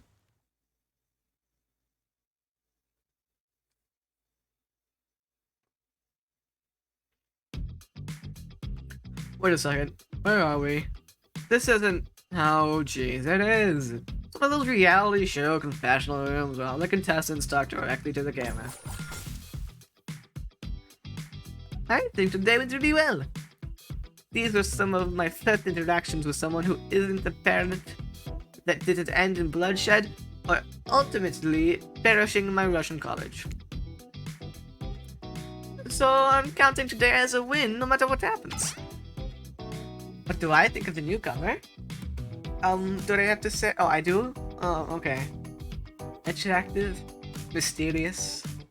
I really don't know that many other words since I was raised by my mom in the woods until she was skewered by an elk and I had to watch her entrails off my salafin. Whatever that is, sorry. That being said, the other three should make sure to be on their guard. I don't know who this newcomer will want to spend time with tomorrow, but I, for one, will not let my guard down easily. Who knows about the others? Wraith, I think, knows more than he's letting on about this place, but he's a hard nut to crack. You know that Spirit is just screaming all the time. Major buzzkill and Trapper. Oof, where did I begin with Trapper? He's buff, sure, but daddy issues much? Ish. Look, I don't need anyone. I've been perfectly fine on my own since my mother died. I eat a fine diet of raw deer, bear, and human, and I'm as fit as a fiddle. That being said, something about this newcomer makes me think that I might be missing out on some huge part of this thing called life. If I'm being honest, I just want to kill about every person I meet within a minute of meeting them. Even the few people I can tolerate, I want to see suffer for a long time, before I kill them. This person, for some reason I would like them to continue living. For now. One full step in. Well, you know, everyone calls me Trapper for a reason. And they better call me Trapper. Swear, if I watch this later and you list me as Evan, I'm going to kill the Chiron guy. Yeah, today was fun. I don't want to get ahead of myself, Gilby. But, invest in something that might hurt me, I don't know. Maybe we'll see how it goes. Or maybe they'll realize I'm not the one for them. They seem pretty smart, so that's probably what'll happen. Gotta learn to go easy on myself. Who could love me if I don't love myself? I think that everyone thinks of me as a beautiful, cold-blooded monster. I can't help it, circulation just isn't my thing. And I don't choose to be cold. This cute hat and robe, okay, those are a choice, sure. If someone were to come around and capture my heart, at least that beats being stabbed in it. Besides, if I'm gonna get bloody revenge on the society that used me and threw me away, maybe it wouldn't hurt to have a little help. Still alive. And believe me, I am still alive.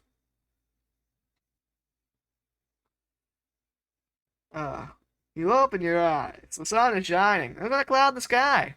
And you feel great. Totally well rested. You're not even suspicious of the fact that you fell asleep by the campfire but woke up several yards down the beach. Wait, are you on vacation? Was yesterday nothing more than a strange dream? No, not a dream. You really are here for another day. Why? I have no idea. You're obviously a weirdo.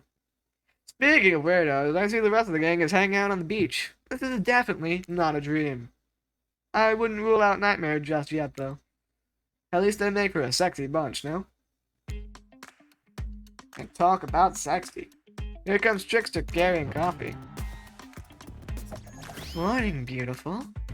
I thought you might like a nice cup of joe to start this incredible day off right. That's poisoned.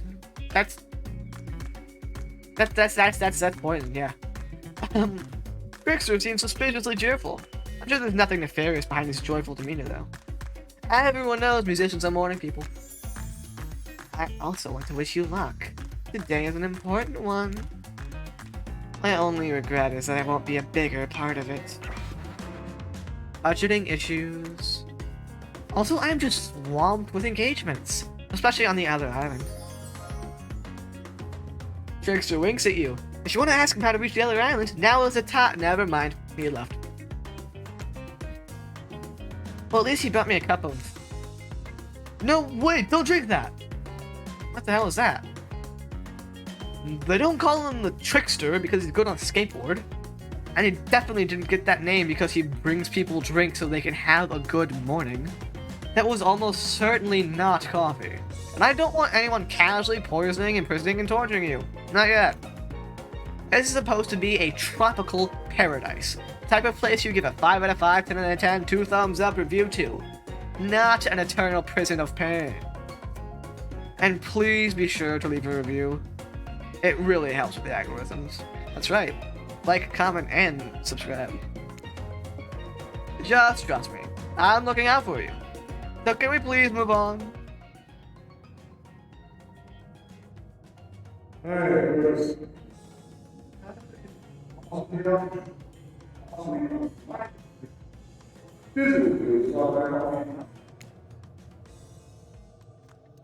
This is not Parliament, and the floor does not recognize the ocean to speak out of turn at this moment. Ah.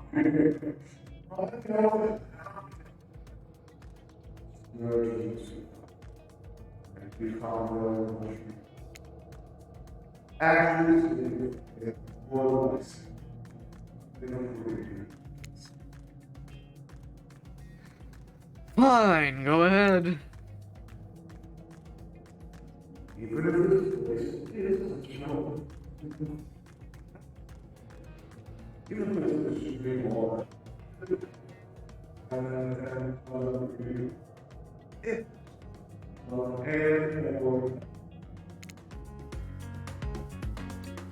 You know, the ocean is right. A lot of hard work goes into a place like this.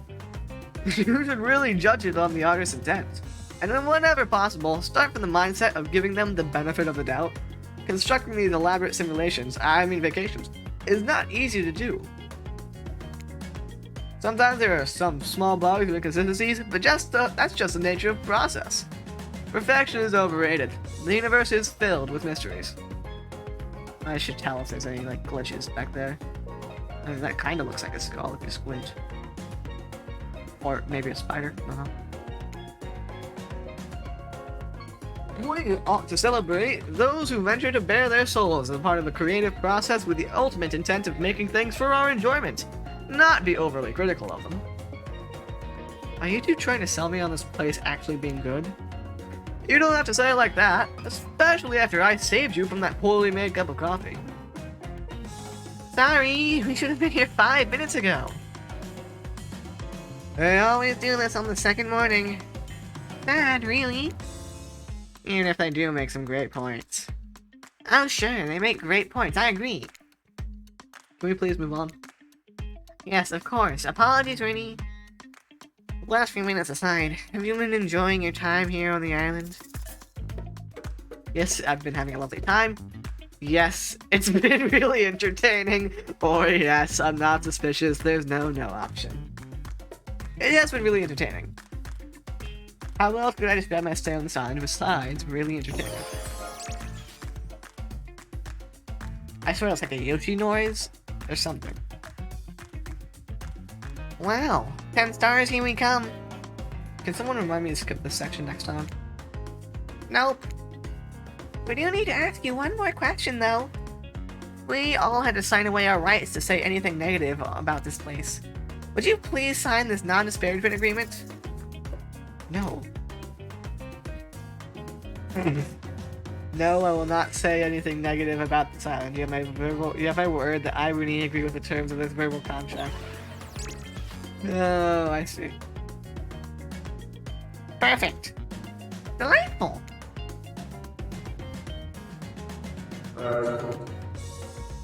Yes. Yes! Hey, Rainy, it's still totally cool if you have constructive feedback. Constructive feedback. The place to leave that is in a positive review, because we all know that nobody reads negative reviews of resorts like this. Anyway, I see Dwight Claudette have gone into a trance. And with the grumbling I can hear from your belly, that can mean only one thing. Right. Perfect timing. Everyone rolls into the dining area to lard up those sexy little bellies with pancakes and bacon and... Well, so much for maintaining these beach bods. We're all half naked in a tropical paradise. Can we get some strawberries here? A yogurt? Magic powers will only get you so far. Even killers watching their sodium intake. Take your plate and sit down, thinking about yesterday and the whirlwind of feelings you've experienced. Danger, dread, disorientation. It was like going through puberty again, except all in one day and on a beautiful, mysterious island. Looks like you're not the only one doing some introspection, though. Cropper stands up to talk about how his day went, in case anyone was wondering. Personally, I wasn't. I'll be honest, I didn't expect you to survive yesterday. So congrats, I guess. Whether you survive today is 50-50 at best. Good luck? Well, that was bizarre. Back to your breath, nope. Now Huntress steps up to talk about her feelings. At this point, anything could happen. I'm open to all the possibilities that this strange island has in store. How open-minded. Ah, well, that surely must be it. No one else would really stand up during breakfast, too. And just like that, here comes Spirit. Did everyone sleep well? I did, or should I say I did not. I haven't slept in 20 years on account of the whole burning quest for familial revenge thing, and last night was no different. So in that case, it was exactly how it should be. Got a lot of reading done, though. Now, if you don't mind, I'm going to go back to quietly resenting being trapped here with you all, while looking cute doing so. Guessing Wraith has had enough time to work up the courage to speak up in front of a group. Ah, perfect. There he is. Take us home, Wraith. Oh, hey. That was fun yesterday, huh? Yeah, I mean, not like too much fun. That would be weird. But like a good amount of fun. And now they're all looking at you expectantly. Wait, are you supposed to stand up and explain how yesterday made you feel? I think I need to process everything by myself. I'll see you all soon. Damn, what a power play. Keep them wanting more. You're getting good at this fuck me. You're getting good at this game, or sexy true-to-life experience. Shame we didn't get to eat any breakfast, but so be it. Yeah, so far we haven't eaten anything at all. After breakfast, you head to the hot tub by yourself to clear your head. Yesterday was, in short, a lot. Before you get there, though, something catches your attention. You hear that? You were addressing me? Well, yeah, I guess, okay? That is okay, right? You know, I might be pursuing a relationship with one of those 4 fine killers, but I feel like the person I'm getting to know the most is you, narrator. It's only okay, in so much as it serves to illustrate that you've lost your mind, seeing as I'm not real and all. Yeah, I heard it this time. I think it's coming from behind the bullshit.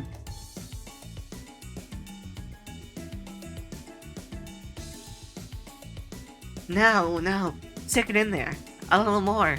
Oh yeah, that's it, yes. How does that feel? Intense. Nice. Yeah, that feels right. This is uncomfortable. Now I want you to take that and put it right. Yeah, you know what I'm talking about. Just like that. Exactly like that. I swear, I had no idea those two even did whatever it is they're doing. I'm afraid to look. Please say something so they know you're close by. I can hear everything. Oh wow, look at this super cool bottle of Trickster brand suntan lotion someone left on the chair. Anyone know where I can buy some? Damn it. Oh, come on, a little privacy, please. Dwight is embarrassing. Fuck me. God damn it, I'm getting some water. Fuck.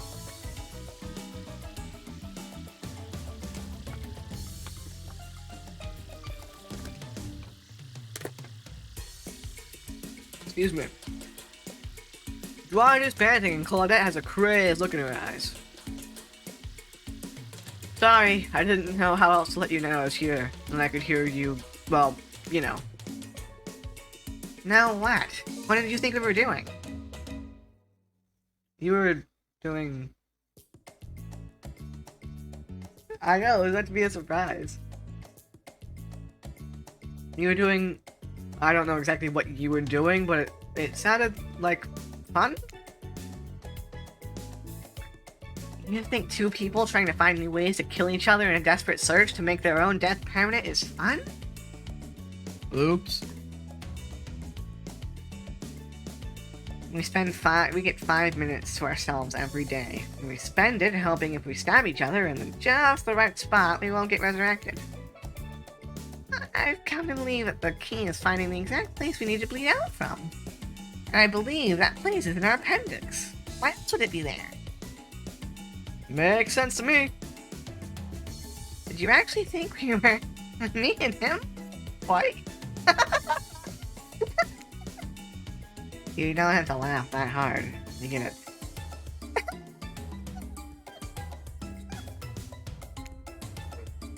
My life is a nightmare, and yet somehow it's never been worse than right now. Let's go, Leopard Boy. I noted all our entry wounds, and our 5 minutes is up anyway. Good luck, Rennie. You're going to need it. And hey, if you figure out how to escape this island, please make sure your ghost tells us how. It was both a tragedy and a comedy. A cragmedy! Shut up, I like it. Anyway, where were we? Oh yeah. Go heading to the hot tub by yourself to clear your head. Yesterday was, in short, a lot.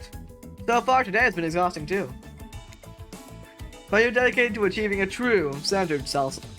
Fuck me. Gotta get more water. How are you, Moomin?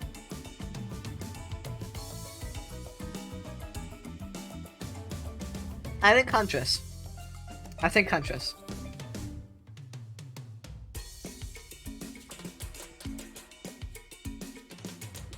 Huntress has been the one...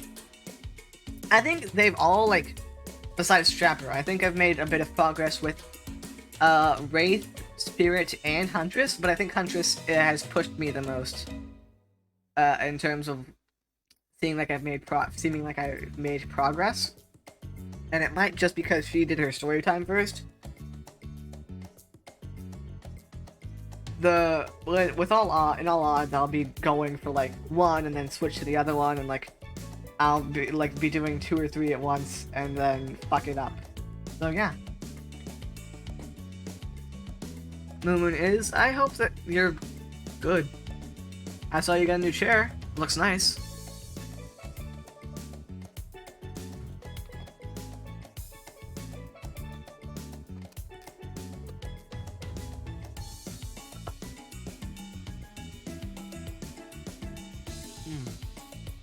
But you're dedicated to achieving a true centered fuck me. I keep thinking it says self-centered sense of calm, but it's just achieving a true centered sense of calm. I'll archive this. Don't worry. I mean, they're all archived on the Twitch channel for like a week or 3, and then I have a bunch of. I think I have every stream on the YouTube channel. They're just not all public because I haven't gone through and made all the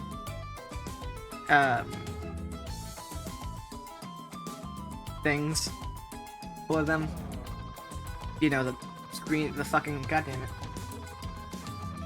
Thumbnail, that's it.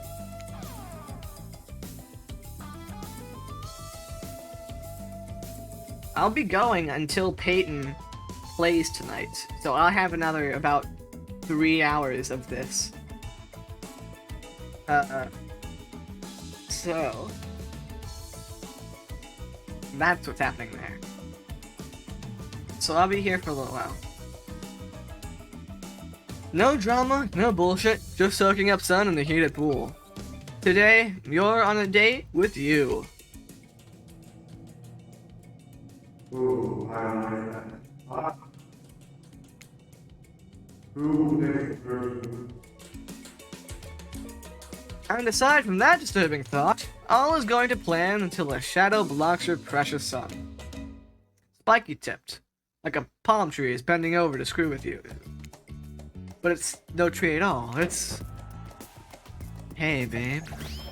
Breakfast was weird, huh? Everyone just getting up and announcing how they're feeling. What was that about? I'm kind of forced to check in with the group. I don't like it. Fishy. Kinda lazy. Whatever though, breakfast is dumb. No one should eat before noon or after 4 p.m. Yeah, I do intermittent fasting. You see my abs, by the way? Maybe you can see them later at my private stage on the other island. You know, IP Island, where all the Hollywood celebs hang out. If you play your cards right.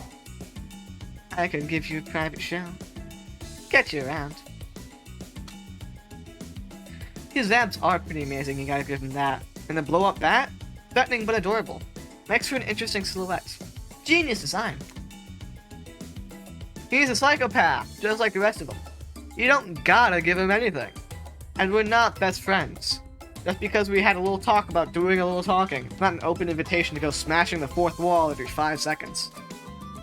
Okay, now that guy is gone, and we've got some ground rules established that we're definitely going to abide by, it's time to lay back, take some deep, slow breaths, and nope, another shadow. These people will not leave you alone. Let's see, what is this time? Oh, it's Wraith. That checks out. You two have gotten pretty cozy. Hi, sorry if this is too forward, but do I get out of here? I know a place that's... it's kind of... I mean, it's got... well, it's hard to explain. Actually, it's kind of weird.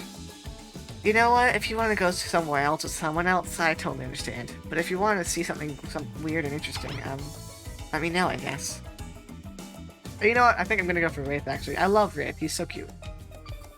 You've been around Wraith long enough to realize that this rambling speech was actually him being incredibly brave and asking you out. But before you can decide if you want to go off with Wraith, the spirit interjects. Listen to that word vomit. It's like he truly doesn't even want you to say yes to him. Is anything he says real, really? You should go off with me instead, because I'm not some kind of fake ghost pretending I don't like things. I'm a real ghost, and I hate everything. But not you. I'm not saying I like you, but well, I could. Later.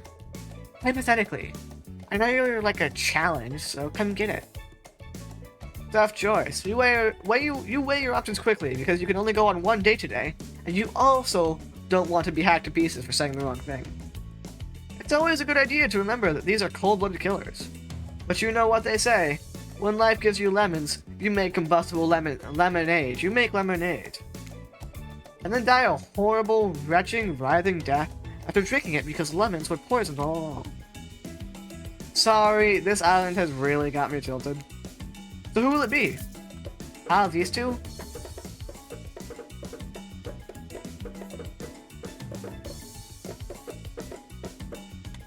Okay. I gotta go with Wraith. I think I'm gonna go Wraith for this first one, and then later maybe Spirit. I want to do Trapper last, but that's all I know. Wraith? Yes? I picked you. Sorry, I stopped paying attention and then thought I was hallucinating. And now, really? Yes, really. Cool.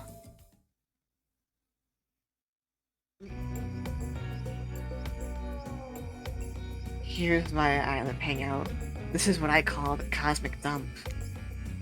I know. It's one of those first draft gonna change it later names that just kinda sticks. Dump is being kind. It's a massive collection of seemingly ancient ruins that simultaneously appear to have been recently abandoned. And a little beat up. Those are stone obelisks, strange carvings, ritual table. Is that a car? It's pretty weird. Like a collection of things from different, I don't know, places.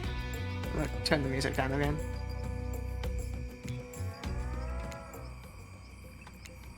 It's good, but it got a little loud.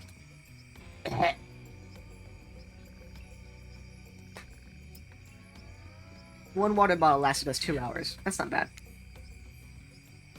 Excuse me. It's pretty weird, like a collection of things from the area. It's right. It's not bad. You look around in awe, and then look at Wraith, expecting more of an explanation. There's a very long, very awkward pause. Break the silence, try and look cute. So how... What's here? Just as you decided to talk, Wraith also worked up the courage to say something. How adorably awkward. You both stop talking, wait a second, and then start talking again at the same time. This is hard to watch. Next thing you know, you both start nervously laughing at how awkward this is. Wraith finally makes eye contact with you. After what seems like an eternity, Wraith finally manages an entire sentence. So, what brings you to the island? I have no idea. You're not going to explain what this weird place is. Who cares, you? I have no idea. An honest answer. Wraith lights up, the most excited you've seen him. Me neither. And that's all he's got for you. This guy is a hard nut to crack. Wraith looks at you with his always sad puppy dog eyes, searching for something to say, anything to talk about. He clears his throat. Do you remember my bell? I showed it to you yesterday. Of course. Wraith pulls it out. The bell, you perv. And the bell end, maybe. Excuse me.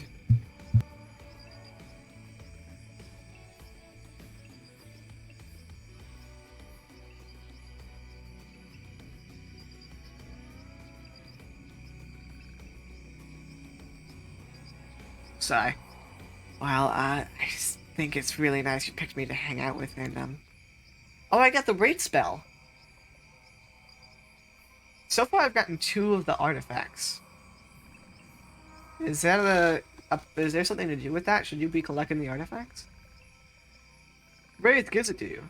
The bell! He gives you the bell! Get your mind out of the gutter, jeez. I want you to have it. Please take care of it. You know how much it means to me. I promise, I'll take care of it. This is the sweetest gift. Wraith Wraith smiles, but even when smiling, his eyes seem sad. You smile back, knowing what a gift he's just given you. That says your smile back. That's an actual typo that I managed to overlook. Ah, I did it. This game fucked up and I managed to fix it. I mean, it's kind of shitty because you can't really do anything with it, but it means a lot. Not to you, though, someone else. Still, cool gift. You both search for something to say. Anything to talk about. During the awkward silence, you look around the dump, spotting some kind of ritual table, strained with blood and littered with various bottles. Nearby is what looks like some dangerous potions. What was this ancient cult up to? Oh, a potion. Looking to shake up this date? Is this a date? Yikes. Anyways, looking to shake it up, you approach the potions and pick the fanciest one. So, what will we do next? Mix those potions. You take the potions and start mixing them. Wraith will probably like a science lesson, right? Your new mixture starts to smoke as Wraith's eyes go wild. The glass explodes, taking out the other bottles in a domino effect of hireless poisonous liquid and tiny sharp shrapnel. Wraith closes his eyes. You run up to him and shield him from the explosion. Wow, you certainly know how to make sparks fly. Whoa! Wraith with a double entendre. Kinda lame, but I'll take it. Wraith nervously smiles. He's endearingly awkward. So, I guess, tell me about your family. I have no family. I remember my parents. Or I remember my grandmother. I have no family. I have no family, at least none that I can remember. Family is all we have. The only real connection to this life. It's where we came from and what we leave behind. It's sad that you don't remember yours. Maybe we're all just broken. Wraith frowns and looks away. Well, that got you nowhere. The sexual tension in the air is palpable. Or maybe it's just regular tension. Hard to tell with this guy. You look around for anything to distract you. What's this table for? You look at the ritual table again. It's beaten up with a giant hole in it. You look back at Wraith. Wow. You smile at Wraith. Know any rituals we could do on this table? You wink. Nice stuff.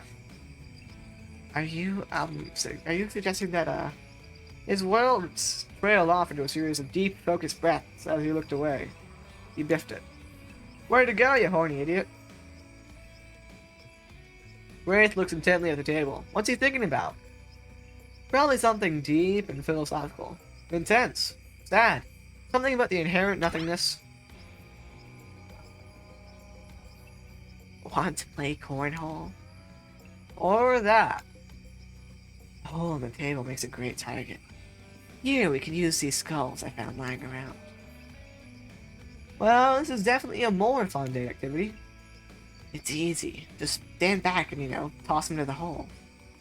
Don't worry if you missed. There are lots more skulls around. Toss that little skull. Ready.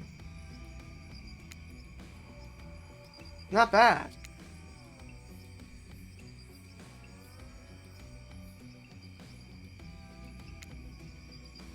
Perfect. Not bad.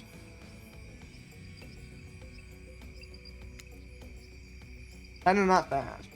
Oh fuck, one left more.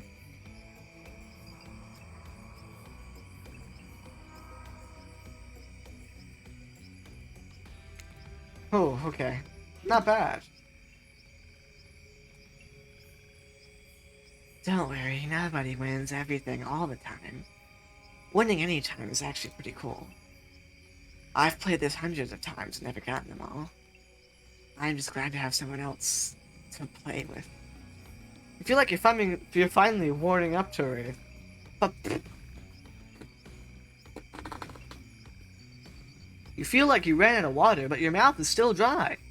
You feel like you're finally warming up to Wraith. So you unleash the big guns. I'm gonna have to get some more water. You wanna play Truth or Dare? Wraith looks mortified, but tries to keep it together. Maybe this is progress. Alright, I'm gonna go get some water, and I'll be right back, because it is really hot, my mouth is dry already.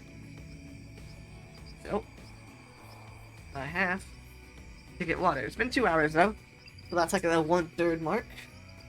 So we'll see what we can do. Anyway, I'll be right back. Enjoy the look of Wraith.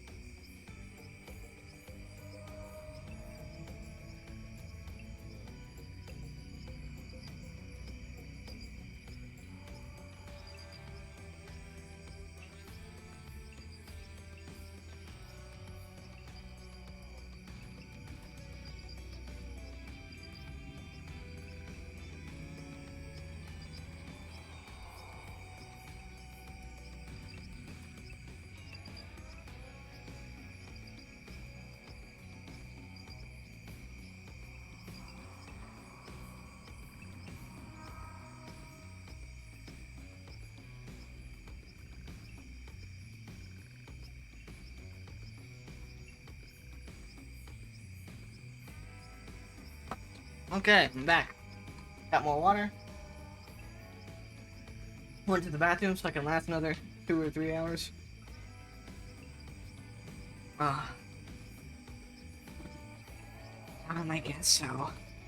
But only if I can ask first. Deal. Truth or dare?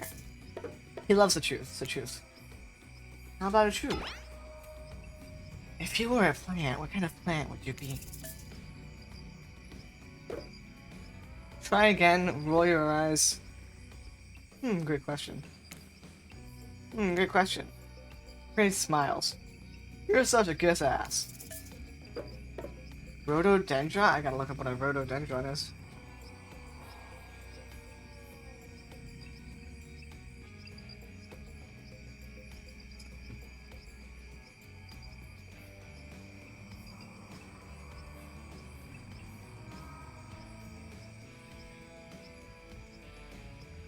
Rhododendron.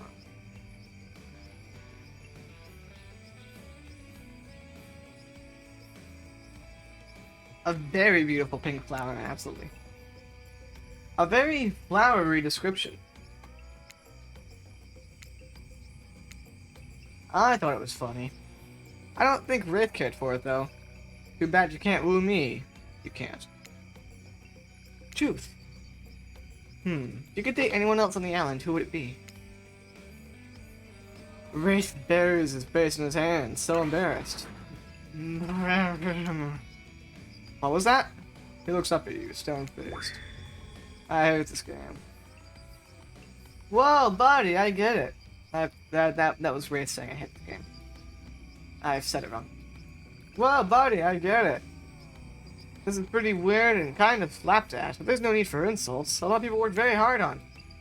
Oh. He's talking about truth or dare, not hooked on you. Never mind, as you were. Apologize or laugh.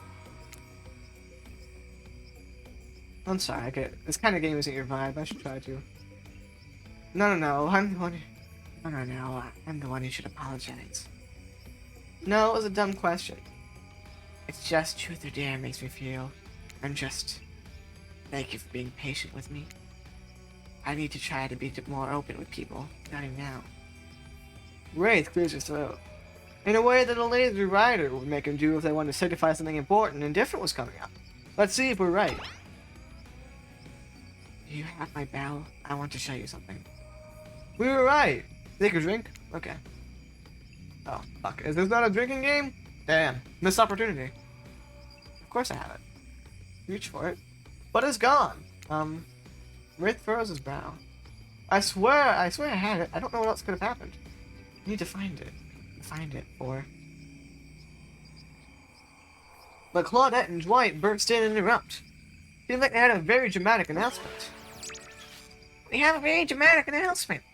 See, told you so. But it needs to take place at the beach. You arrive at the beach, but something feels off. You can't quite put your finger on it, but you feel uneasy and cold. And here's why. Spirit appears as if from nowhere. Hey, Rainy. I didn't expect this hot piece of sadness. What, goth girlfriends can't make silly, sexy puns from time to time? Dwight and Claudette scram. Yeah, I use these two simpletons to dupe you. You're too easy to dupe. Maybe because deep down, you wanted to be duped. There's no way the Wraith can be keeping you happy. Spirit's usual disaffected nature is giving way to some combination of disgusted and desperation. And it's kind of working. Wraith's a fake. He's not even a real ghost. He only pretends he doesn't want to care. He only pretends he doesn't want people to care about him. But really, that's all he wants. And he wants it more than anything. Ugh, can you imagine wanting something?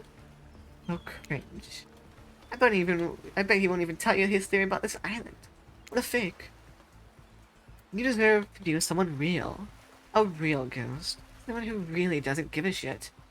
Someone who doesn't even care if you say yes or no to me. Don't even answer. You see through her desperate last-minute attempt to win your affection. It's almost sad. You turn around and walk back to Wraith without so much as saying a word.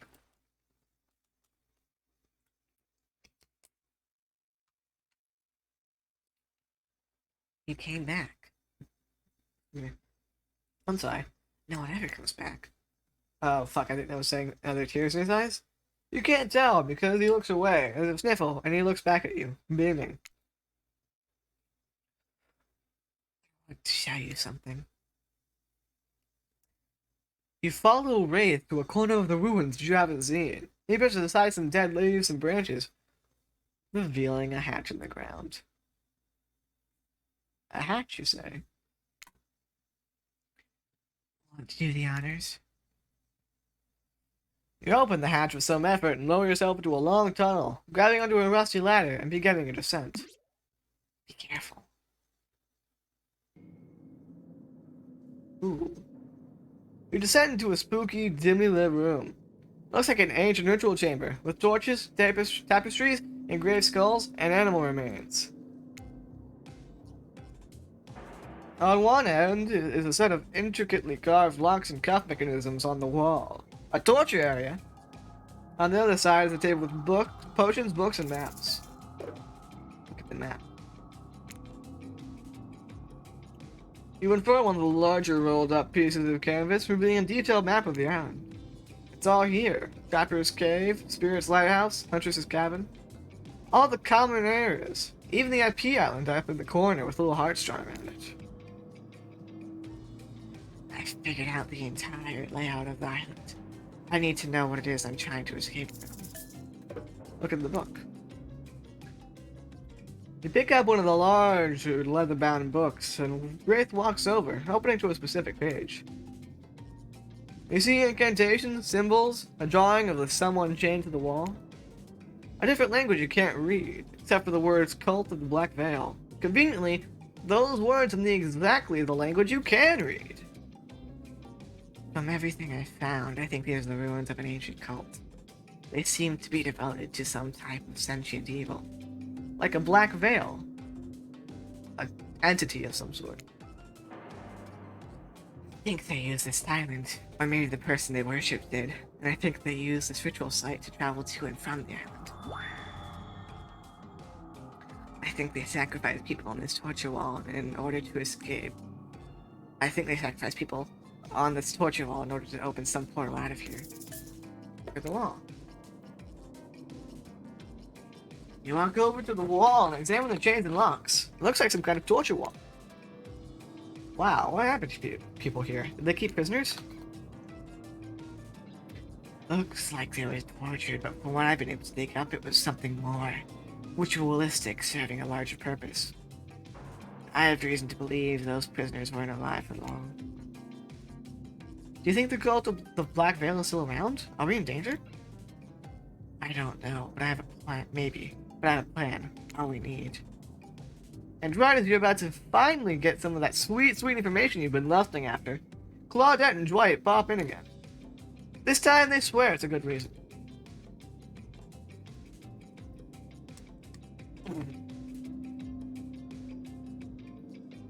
So Wraith actually seems like the one to go with if you want to escape island.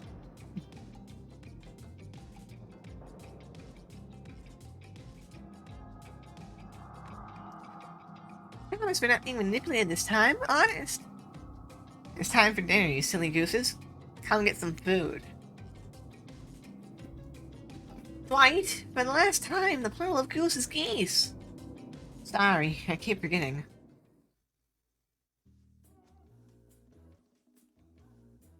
What a fun day you've been having. I can see it written all over your face. You're shining.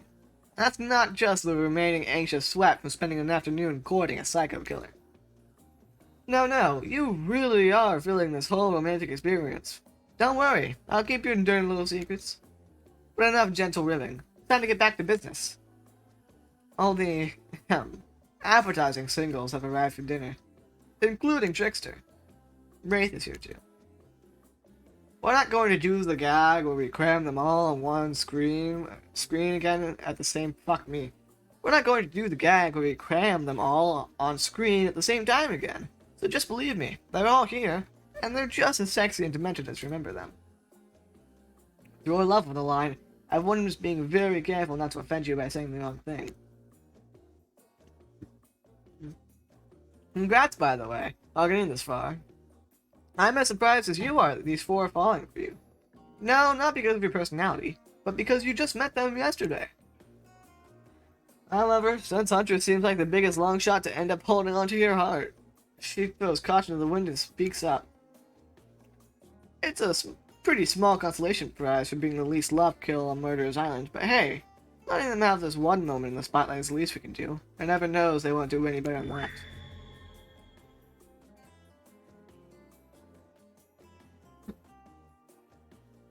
Well, she wasn't even an option today.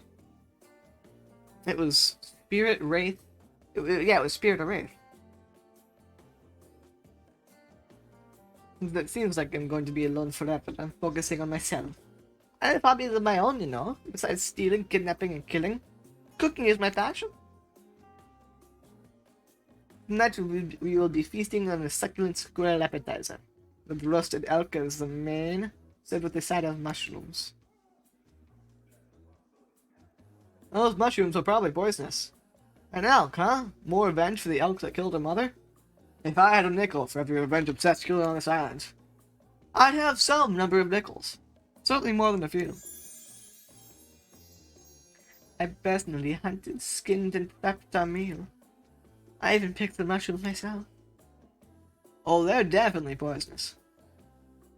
And cheesecake for dessert. What's not Russian enough? I'm not so one-dimensional, you know. Dinner will be served shortly, but certain power brokers would like to know about your day. Would you like to share your day with the rest of the group? You had an interesting day, that's for sure. But how much will you describe to the others? Say too much or too little, and it could affect your standing with the group. Okay, but don't just sit there saying nothing. Nothing is not an option. So you had a great time. It was a blast. We had a great time and played cornhole. I won't tell you who won, but we both did in a way. Everyone rolls their eyes. Talk about sexy. No, really. You're going to tell us a story. Talk about something sexy instead of whatever that was. Wraith smiles. You're strangely good at getting him to do that. Dwight and Claudette bring out dinner. Everyone eats in silence. No one trusts anyone now, and they're all very tired. Oh, wait. Nope, sorry. That's a dreary supernatural horror thriller set in Antarctica, not a charming parody dating sim set in an undisclosed tropical paradise. Bony appetiti. Don't you mean bone? No, almost everything we serve has a lot of bones in it, even the vegetables. Impossible to avoid on this island. Everyone eats without speaking.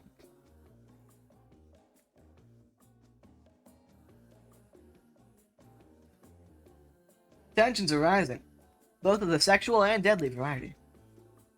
When everyone finishes, Dwight and Claudette come back up to clean the table. They linger around you as they pick up your plate, take your napkin, and dust crumbs off the table. What would you like to say to the servants? Thank them. Your top-notch service is much appreciated. Back here. For us? Just for doing our jobs? Thank you kindly.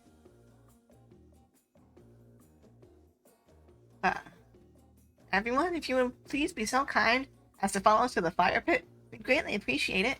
We've been told something big is going to happen. Something that will change everything.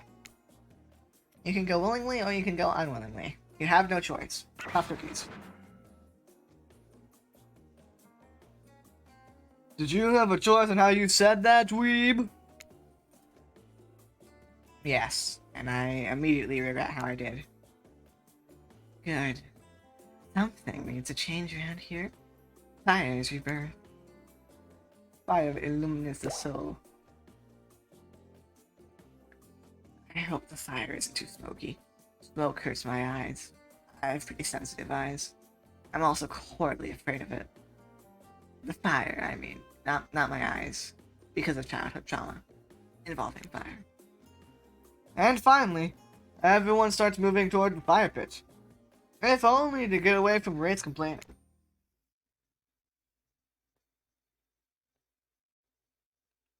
You take a seat on an uncomfortable log, feeling the fire's heat against your skin, and wait for other killers to take their places, wondering who will want to tell a story this time. Will narrator tell a story? I bet they've got a stunningly creative mind. Hey, you think. Are they allowed to simply place loss in my mind like this?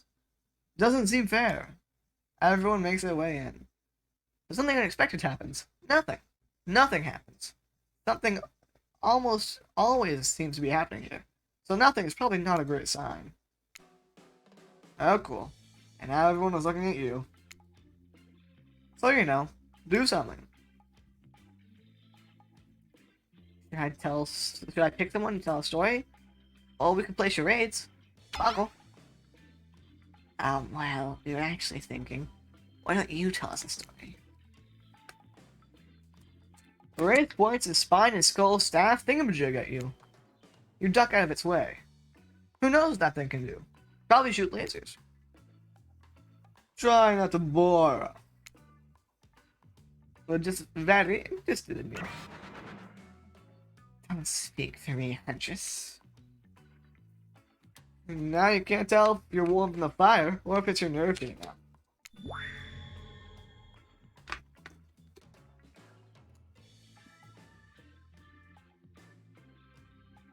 I know that the fire is right here, but maybe if we stop talking about it all the time, we can start to pretend it's not here and doesn't, you know, threaten to burn us all alive. He's not supposed to hear me. Get out of here, Wraith. Rennie was about to make an important decision about telling a story or not. I'll tell a story. Sure, I'm going to tell us a story. I hope it's a mystery. Okay. So what type of story do you want to tell? Romance! I'll tell a romance story. About two lovers who take poison together and die foaming at the mouth?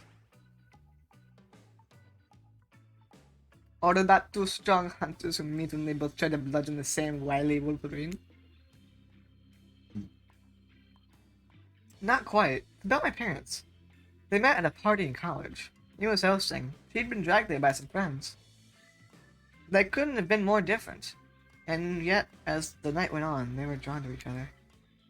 He made fun of his taste in music, and he took an interest in her major, women's studies. They were married within 2 months.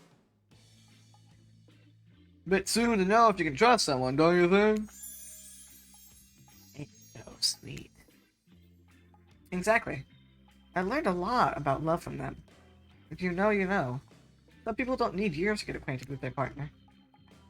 Love could spark from a mere look across the campfire. Now you've got their attention. Each killer is furiously attempting to catch your eye from across the fire pit. Except for Trickster, who has wandered over to the bar and is loudly playing his own music on headphones to drown you out. Okay, that was not a very good story. I don't mean to insult you, but it was actually quite bad. Sorry, but this narrative keeps it real. We can't just end it there. Who else would you like to hear a story from tonight? Okay. I could go back to Huntress. Oh. Where are we? Well, I guess if you want. Let's see, what story can I tell? I could tell you one about Mami Wata, a beautiful African sea goddess who would lure men in with sex and then reveal her true form as half woman, half fish, making them swear to be true to her and no one else. Long story short, it usually ended badly for the men. Which is the end of that story, I guess. My bad. Let's see. There's that one about the mysterious cult that would damn man to human sacrifice to, No, that's no good. You don't want to hear that one. There's a living tree. Its branches were more like tentacles, and it oozed a strange liquid from its bark. One time, a girl I knew drank the liquid. It disappeared that night. But a week later, a new tree appeared. It had a very familiar-looking face etched into the bark. No, that's a bad story. That could never happen. What about something truly horrifying? One time I was doing my maths and I mixed up the quadratic equation and I got Pythagorean theorem. Just for a second in my mind. I guess I was tired, but wow. That was really scary. Oh, I want to hear more about the half-fish lady. Particularly the fish part. It's not just you, Rennie. Half the time I have no idea what the hell Chopper's talking about, either. When you're hot and rich and extremely scary, you start to think people will just accept whatever you say.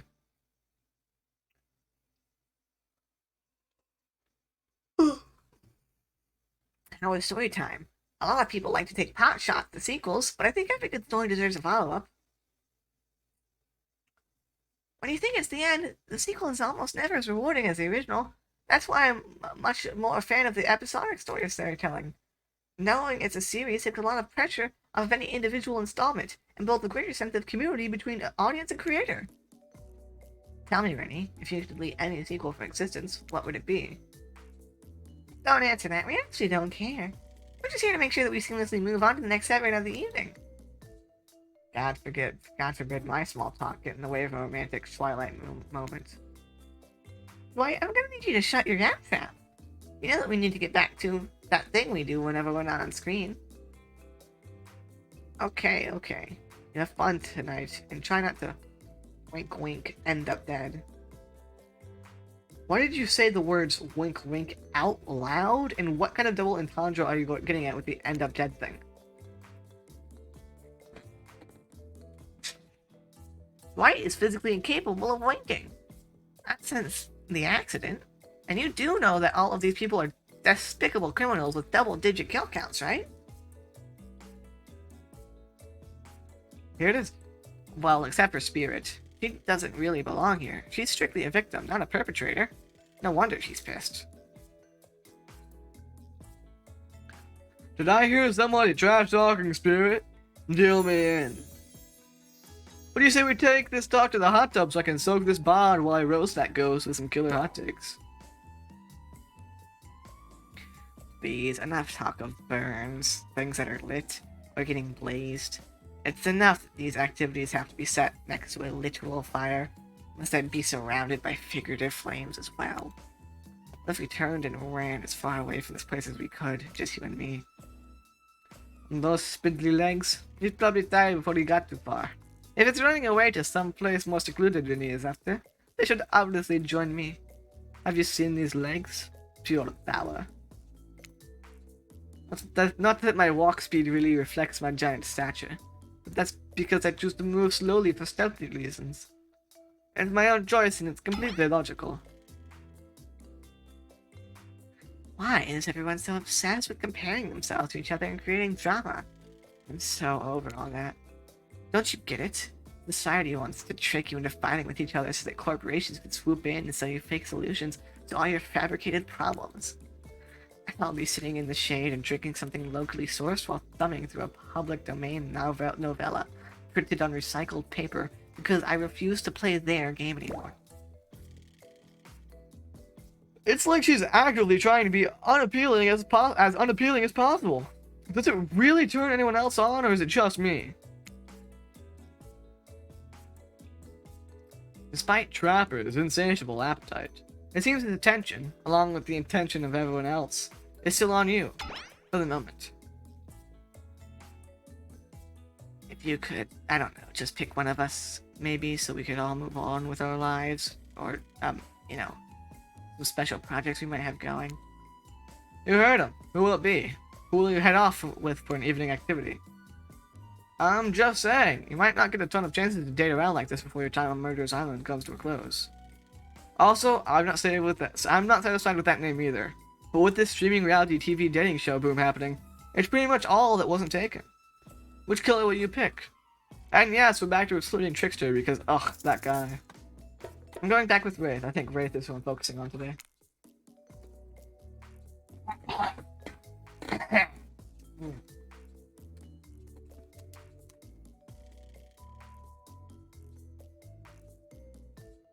If I just keep drinking, eventually my throat will feel better.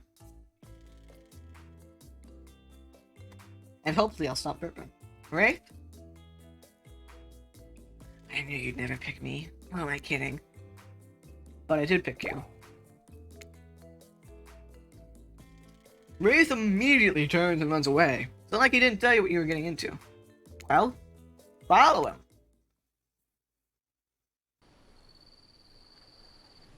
You catch up to Wraith, and, as usual, he appears a little anxious. Ask what's wrong. Hey, you seem a little off. What's wrong?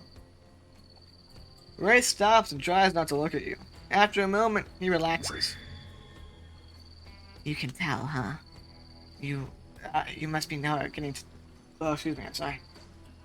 You must be getting to know me pretty well. There's that big sigh again. Sorry, sometimes I get too into my head. You nod understandingly. Well, maybe there's some way we can get you out of here. There. Suggest throwing a frisbee. We're on the beach, we could try throwing around a frisbee. Well, it's dark and I don't really like sports. It's like you know nothing about them. Disappointing, Rennie. But who knows, maybe it'll work. Wraith grabs the frisbee, looks at it like it's a moon rock or something, then tosses an absolute bullet right at you. You're so shocked at how absolutely sick that throw was, bro. This dude can really handle. In fact, you're so shocked that you duck out of the way of the incoming frisbee disc instead of catching it. I thought you weren't good at this. Oh, well, it's really just the Bernoulli principle, the gyroscopic inertia of a spinning disc. He talks at you for about 5 minutes before running out of steam and realizing you haven't walked off like any normal, sane person would have. Why don't you throw the frisbee back? I guess so. Suddenly nervous, you clutch the frisbee in more or less the same way Wraith just taught you about. You aim and fire.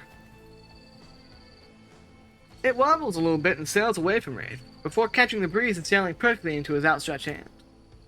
I crushed it. Uh-oh. Wraith starts to tremble. Crush? No, never again, can't crush. Hug him.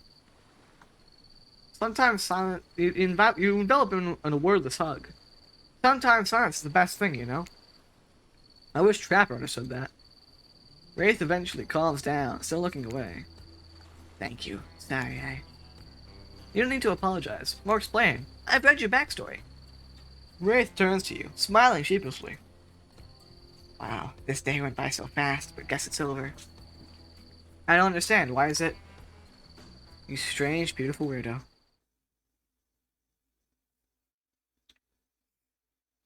The gang's all together again on the volleyball court. Seems like only yesterday you were sitting on the sidelines watching everyone get sweaty. That's because it was. That's because it was? Boy, feels like I've been here a lot longer than that, actually. It's so late that the sun is already beginning to rise. Better get this over with quickly so that I mean you, can get some beauty rest. I do not recommend the eternal damnation of perpetual nerdism. Good thing you've really used your time well since then. Really getting to know the gang. The brain, the mogul, the basket case, the psychotic bunny girl. You know, the 4 types of people. Anyway, everyone is gathered on the volleyball court for the new type of game. Pick your dream date and see who Rennie chooses. Who's ready for a round robin? How round are we talking? Not to eat, Huntress. Each killer gets 2 minutes to tell you all about the dream date they have planned for you tomorrow. In no particular order, which is a weird thing to mention, right? Almost like the order does matter. Huntress, why don't you go first? I'm afraid what will happen if you had to contain your energy any longer. Stop talking. Great. Huntress, why don't you take it from here? Tomorrow morning, I'm planning on a nice atmospheric breakfast on the yacht. Don't worry, Chappie won't even know it's gone. What was that? Nothing? Go away. Then, boy oh boy, I've got such an adventure planned. It involves hunting for treasure. What kind of treasure are we looking for? Guess you'll have to pick me to find out. Let me tell you, it's primo stuff. Now if you don't mind, I've got to start preparing, because it's clear already that you're going to pick me. Confident, mysterious, I like it. Trapper, without further ado, would you like to make us all uncomfortable by pushing the boundaries of what's acceptable not only in a polite society, but within the narrative of this in-world event and also the larger meta-narrative of a Dead by Daylight dating experience? Sometimes you just gotta say it. Well, yes, thank you, I'd love to. So, Rini, you're thinking of picking me. Well, this is your final warning. Pick me and be punished. And rewarded? Tomorrow will suck. Probably. I'm not an easy guy to get along with. I know that. But I can tell you this much. I'm hiding a secret on this island that will make fans shit themselves with excitement. If you like Chopper, you're gonna love it. And if not, you're a maggot. Also, everyone, even confident sexy ladies in rabbit masks, better stay the hell away from my art. Hit us, Spirit. Figuratively. Damn it, Dwight, you gotta watch your words with these people. Tomorrow, you'll spit in the face of God, die, and be reborn anew. That's it. If you're not intrigued by that, I don't want you. Go draw crayon art with Trapper and dig up whatever mysterious with Wraith. I don't know what those guys do all day. Do you want to at least specify which god you'll be spitting in the face of? Then. Okay then, so hydrate tonight if you want to hang with Spirit. Sorry. Anyway, Wraith? Well, I don't know. I'd really prefer to just tell Winnie privately. I don't know how that's going to work with these game mechanics. What if you whispered it to Remy? Wraith considered this for a long moment. Too long! That's fine. Without moving, Wraith lowers his voice to a barely audible whisper. Tomorrow we have to find my bell. And I can finally tell you about what I've been working on. It's going to be really special. The kind of thing where we will really bond. Maybe finally get off this island. And then maybe we can go on a real date. You done? Is that it? Wraith nods, frowned. And time's up, everybody. Gosh, you'll need to dream about these options so you're ready to choose in the morning. Now go dream about all these swoon-worthy options so that you're ready to make a choice come dawn. Have a swell night. Did you two forget to mention something? Oh god, how could we forget? Before you run off to sleep, slumber peacefully, there's one more thing to do.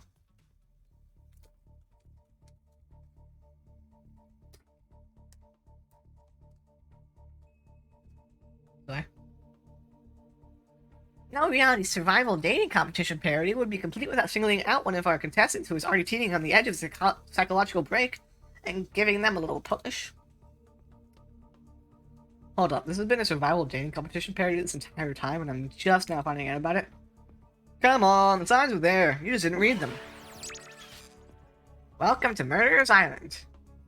It's now time to eliminate one of the killers. Oof, it's like a butchering, but it hurts even worse. You can't kill. But you can resist. You dare to try. You mean... That's right. Tomorrow one of these sexy slicers will not be eligible to take you on a date. Who's it gonna be? But why? Because it's dramatic? Because it's surprising? Because it's a classic reversal of fate? And it will hurt someone's feelings. Someone dangerous. Who's it gonna be, champ? What's your thought process here? Trapper seems like he might throttle you when you're asleep if you eliminate him. That being said, at least you see him coming. Spirit could be anywhere. She floats. And I hear she can disappear. Hard to track. If you get rid of Wraith, he might cry. And although I totally support normalizing men crying and being vulnerable, it just seems like he might be an ugly crier. Huntress? She might pretend to be okay with it, but then you'll start seeing her behind every tree. What I'm trying to say is, I don't envy you, boss. Who sociopath are you eliminating? Trapper. This was very simple. Trapper, you scared the living shit out of me. You are eliminated. That's fair. Honestly though, I don't care. You suck. But not in a good way. You bore me, you personality-free maggot. It wouldn't even be fun to kill you. Which I was totally going to do tomorrow the first chance I got. So really, this is a win-win for both of us. Still might kill you, though. Out of principle for eliminating me. Sleep with both eyes open. And have fun on your day tomorrow. Now that you've broken the heart of someone heartless, you should go get some shut-eye. And don't worry too much about the broken heart you left behind. Because, of course, they'll be receiving a consolation prize. They might not get to go home with Rennie when this is all over, but they'll never sleep alone again. That's right. We're sending our eliminated player home with their own, mostly new Trickster body pillow. Next best thing to the real Trickster. It might not hug you back, but it definitely won't try and stab you. And how do you know? Because I've tried it. That's right, it's Dright tested. Claudette approved. I hope you sleep well tonight, Rennie. You're my hero for what you've accomplished. How can you sleep tonight knowing what you've done? No, not because of the guilt. I mean knowing there's a legit homicidal maniac who hates you so close by. Right. What shall we do tomorrow? I don't know how you'll do it, but you better go before Dwight and Claudette come back and put you to sleep themselves. You know those two. Schedule. Wow, what a crazy way to end the day. An elimination? I didn't even know it was that kind of a game. Me neither. Let's check in with everyone, especially our loser. Everyone deserves a send-off. We'll see how things go tomorrow, I suppose. I'm not expecting anything. I tend to shut my mind off during hard times. I know I seem more excited than devil may care. The truth is I'm really a pessimist at heart. That tends to happen when your mother is skewered by an elk when you were young? Yeah, how'd you know? Wild guess. It's also the only thing you talk about. If you'll excuse me, I think I saw the raccoon over in the tree, and I'm feeling peckish. I don't really know what's happening here. I honestly haven't been paying attention. Oh, really? Sorry, I forgot. I'm focusing on other things. More important things. One way or another, I won't be here for much longer. I don't handle rejection well. At least I don't think I do. No one has ever been dumb enough to reject me before. Yeah, the more I think about it, the angrier I'm getting. And I'm a giant rage monster, so everyone in this room should be very scared right now. Turn the camera off. Did I think there was a chance I might get eliminated? Yeah, I did. Did I care if I got eliminated? Not even a little. Does the volume of words I spend talking about how much I don't care about things signify a deeper yearning within me to be seen, heard, and validated by those around me? Nah. What? No, you're not a part of this. You don't get it for confessional. It's cool, man. I'm not a part of anything, you feel me? I'm not a cog in anyone's machine. I'm my own machine. This whole thing is pretty cute, though. Charmingly low budget, old school marketing vibes. Not gonna lie, kinda wish I wasn't so busy right now. I'd definitely be down with a reality show style dating competition with survival elements. But I got my new album upcoming to it, finalizing the new sneaker line, producing a limited series on my life, starting a new social media NFT crypto app, and doing these private gigs over on IP Island. My dudes, you gotta come check it out. IP Island, it's dope. It's where the real killers are hanging out. Fully licensed, no legal drama. Lawyers, take a hike. I'm gonna tell everyone that Trickster said that about them, don't worry. I'm talking your favorite established characters from all over pop culture that can't even be seen on this island. Hell, you probably can't even mention them, like Ghostface. Don't you say it! Look, we get it. You're very popular and in demand, but we have a game to get back to, and I don't want to get sued. Ghostface. Come on! Whatever, I don't even care. I'm the Trickster. See you around, Rennie. You too, narrator. I have a name, you know. You do? Yes! Seriously, they do not pay me enough to deal with you people.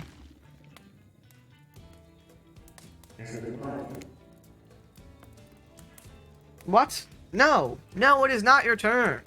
You're sentient water! How are you even sitting in that chair?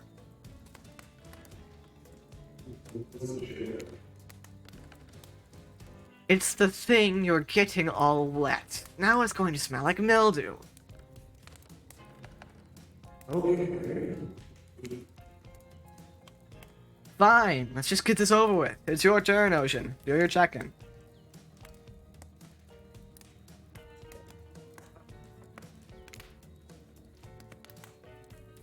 Bathroom? Are you serious? It's down the hall to the left. It's okay. Never mind! What does it mean? No, not you two. This wasn't meant to be confessional time for literally every character in the game.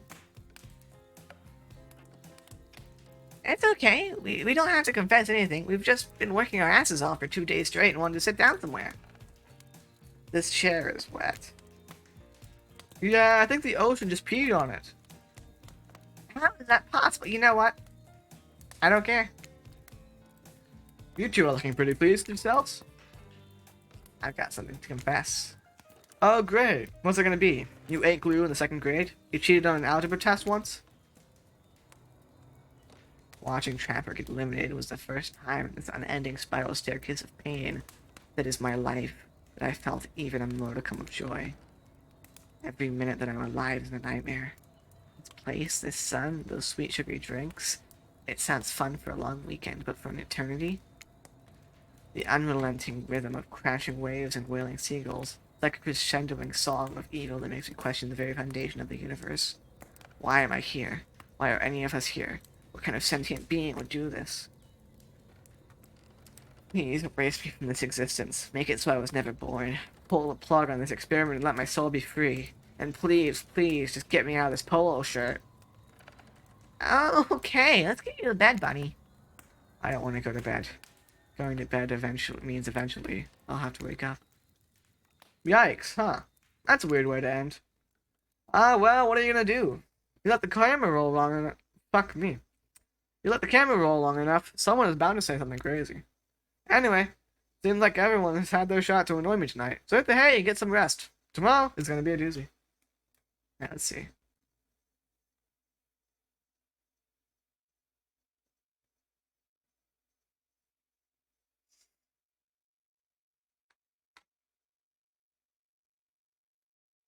Okay. Soft sunlight warms your skin, nudging you awake. Also, you're using a killer crab as a pillow, which is sort of okay with. What's that? You don't know about the killer crabs? Oh, right, you didn't go on that Andres date. You really missed out. It was thrilling. Oh, I guess it would have been. You'll have to play the game again to get that reference, I suppose. You pull on your beach attire and splash water in your face. And Dwight and Claudette approach. Is that look on their faces excitement? Terror? You notice your stomach flutters with butterflies. Someone's in love. Or you've been infected with zombie butterflies in your sleep.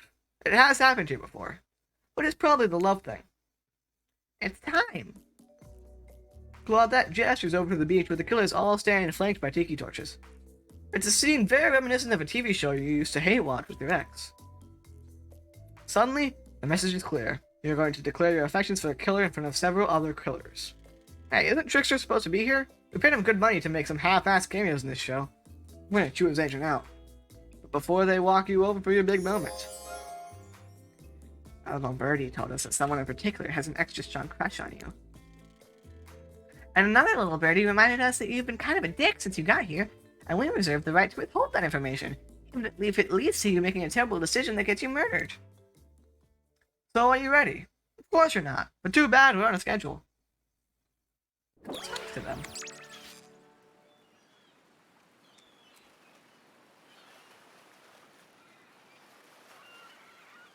You make your way over to the row of hotties. Claudette and Dwight stand off to the side, hands behind their backs. It's been quite the 48 hours, but there are clearly sparks in the air. And I'm not just talking about the trusty chainsaw, though I do recommend staying away from those sparks. It's time for a newcomer to confess their love. Wait, I have to do a drum roll for this. Ah, you don't. But Rennie, who cares? Rennie, who do you chose for your solo date? Can't we at least do the flower thing? Dwight, I thought we agreed to keep that between us. No, not that flower thing. The thing where the suitor gets a flower as a symbol for the contestant's love and affection. Oh, right. I suppose. But no roses. It's such a cliche at this point. Well, that's good. Because I tried to pick a rose, so I got an ouchie. So I settled for these. Is it gonna be the light flowers? Oh no! The blight flowers is in the drink. Like on one of the shots of this game. Beautiful. You've done good, Dwight. It's a lovely bouquet. I hope Dwight saved some of these for Claudette.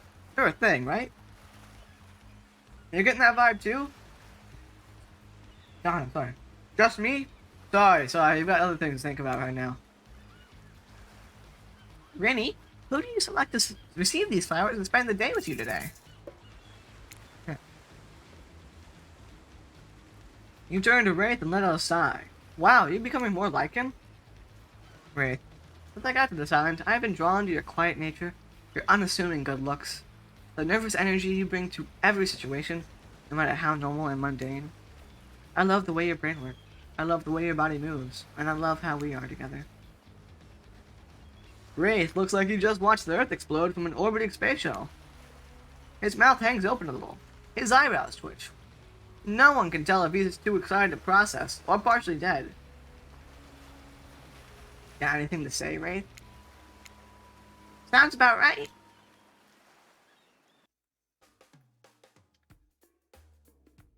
The yacht?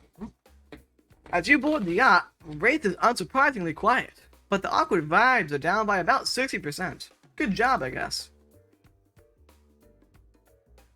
It was nice of Trapper to volunteer his yacht for the start of this day-long date, but a bit dismissive of him to say that you two were so boring that the yacht itself wouldn't even notice you were there. What would he know about fun anyway? He wears an old-timey one-piece bathing suit like the strongman from some bygone carnival. Come to think of it, that actually is a little fun. Wraith just has a regular old button-up shirt and shorts on. No!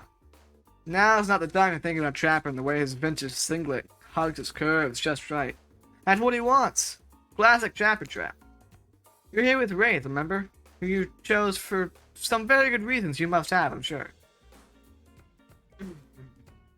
You cast all the thoughts out of your mind and stand at the edge of the deck, looking out at the ocean, wondering what's out there. Where you even are. The gentle rocking of the waves feels comforting as you turn to face your paramour. Wraith can barely look at you.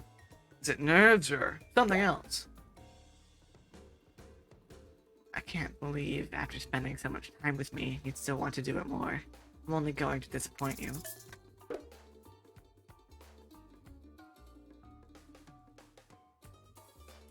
Could I just... Well, we'll see about that. We still have a full day ahead of us.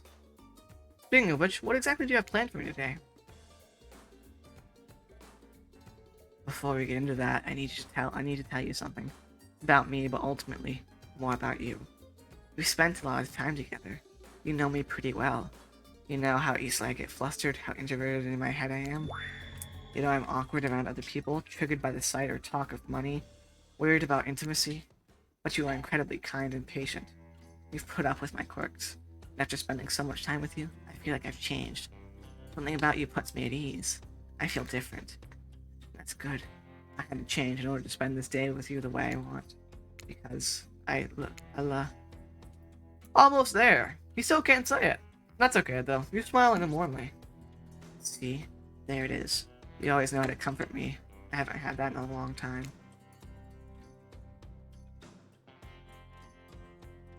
Anyone I've been close to has abandoned me. Usually against their will, but it still hurts. Why bother trying to connect with anyone? They're just going to be brutally murdered while I watch you over here or sleep through it. You put your hand on the shoulder. All I want is someone to love, a family to care for, not touched by evil or greed or power. A small house in the middle of nowhere, never bothered by anyone. You're the first person in forever I feel like I could see a future with.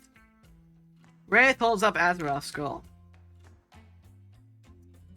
When I came to America, seeking out a fresh start from the trauma and violence of my youth, I was tricked into the employ of a truly evil man. I did unspeakable things. I didn't know what was happening, but I did them. I worried that death and violence were just part of who I was. When I found out this man's true nature, I snapped. I pulled out his skull and spine. I've wielded them like some kind of half-weapon, half-trophy ever since. Too long have I been attached to Azeroth's skull. I've let it define me. No more. Can I just say here that it's called Azeroth's skull, which is a cool name for like a mystical weapon, but this was just like a normal-ass man named Azeroth. Like, what the fuck is that? Wraith tosses the skull into the water. As he watches it sink, he notices a gold coin on the ground that dislodged from it. You know how Wraith is with gold coins. What do? Pick up that coin. Good call. Never know when this might come in handy. Wraith turns to you, smiling. He seems like a new man. Let's go back to the dump. What a romantic sentence to start this day with.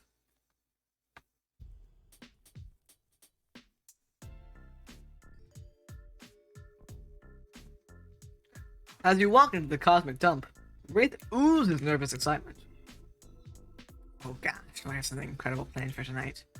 He even tries to wink. It's kind of grotesque, but hey, this sad boy is finally opening up.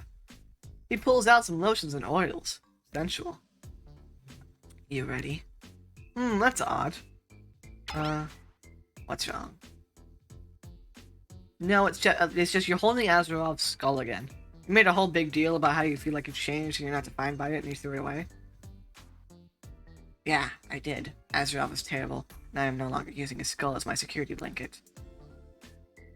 This is his brother, Paul. Also a really bad guy I took care of. I have 20 of these things. All real bad guys. Ah, well. I guess you really can't change some people. Anyways, back to our exciting night to end all nights. I'll stay here and prepare. If you want to go and find my bell. He takes a step closer and whispers. Then when you come back, we can ring it. Wow, what does that even mean? I don't know, but it seems very exciting. And look at what you've done to this anxious shy boy. He's losing his inhibitions. And maybe soon he'll be losing his clothes. To get there though, you have to find the bell. It's gotta be somewhere on this island, right? Where do you start looking? You take another look at Wraith's hot barge. I think I found all I'm looking for right here.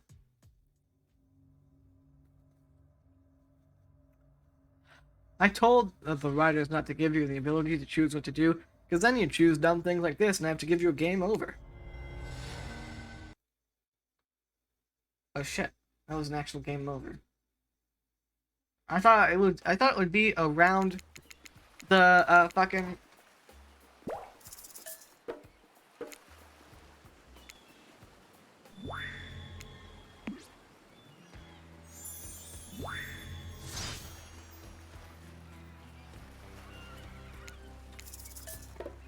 I thought it would be around the area where the water was. Is that a hand in the hole there?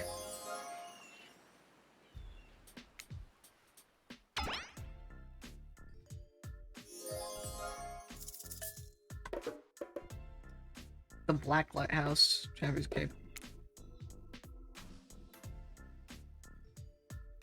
Suppose I could check out that creepy black lighthouse on the edge of the island. Lighthouses usually only have one big room at the top. Should be easy enough to search. You turn to leave and catch Wraith winking at you again as you exit. You know what? Maybe that wasn't a wink at all. Maybe some of the mud that he uses to cover up his face is probably dripping while he sweats anxiously.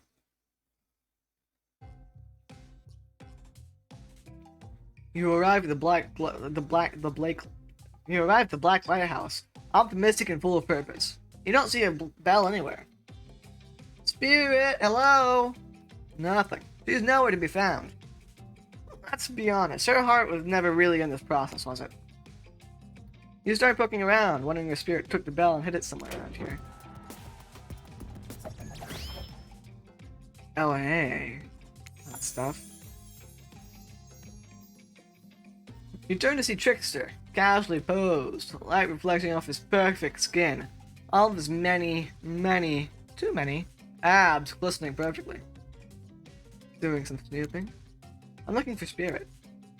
Me too, actually. We were gonna do face masks, and I told her I'd show her on my stage over on IP Island. It's tight. All the killers we couldn't clear to be in this game are hanging out over there. Just had a view of you and any interested parties as lawyers. Having a blast, doing shots, making content. Oh my dude, you have got to meet my good friend. Nope, stop right there. Not getting sued over a dating sim. I feel that. Hey, have you seen Ray Spell anywhere? I'm not gonna lie to you, friend. I have no idea who you're talking about. But, you maybe want to hop over to the other island to check out my stage? Not yet. Absolutely not. I'm on a mission. Trickster shrugs. Guess we're all on our own journey. Till we meet again. As Trickster vanishes, you ponder your next move. And I'm left wondering, who just says no to checking out the sexy pop star's special hideaway? So, where to next? Okay. Maybe Trapper's Cave?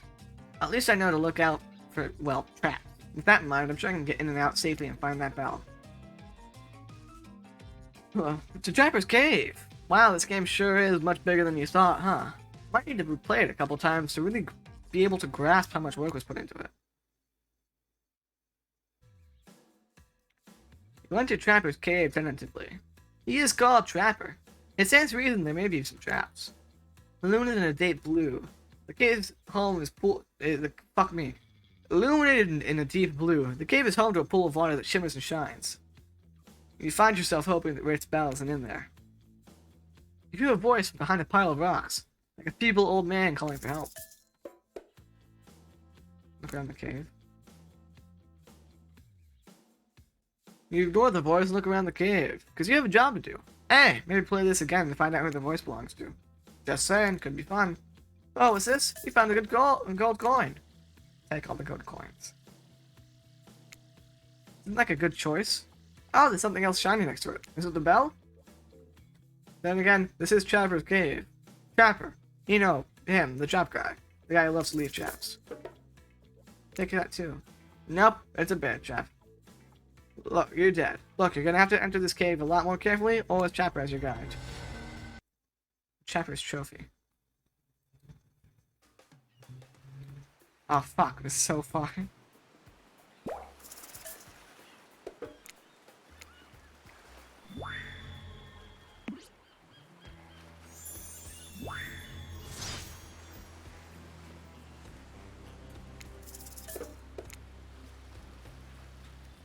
I think since I know there's nothing over on Spirit's area, I'm gonna go directly to Trapper's.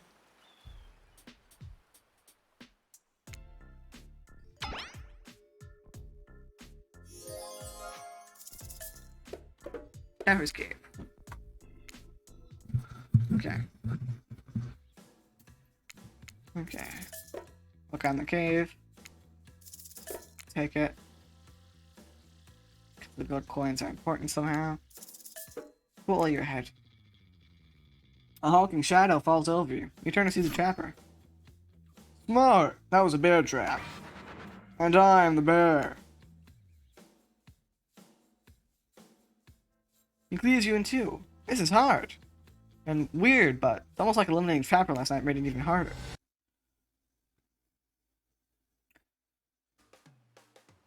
Okay. This time we'll go investigate the voice.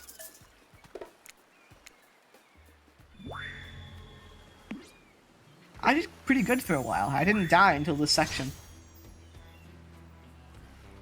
I'm not sure if you could have, but I'm sure maybe some way.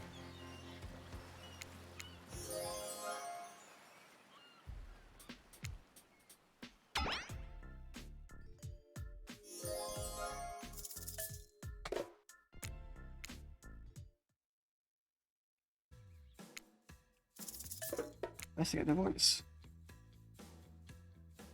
You step in front of a large pile of rocks at the mouth of a tunnel. One thing you could help you move, but someone with much logic probably toss them aside with ease.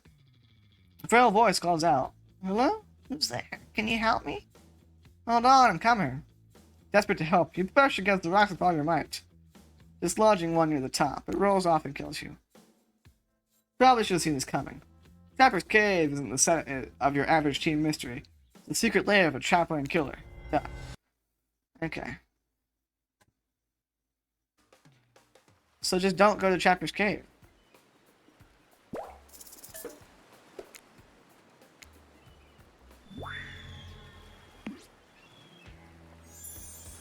It does have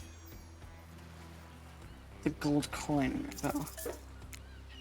Which is I gotta go there eventually, I think. I don't know.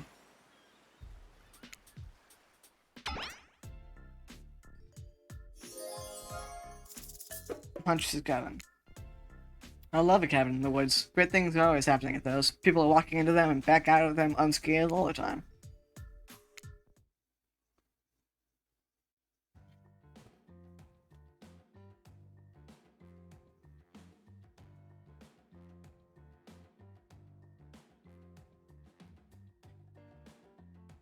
You enter Huntress's cabin and relax. It's astoundingly cozy, with a warm, quirky vibe.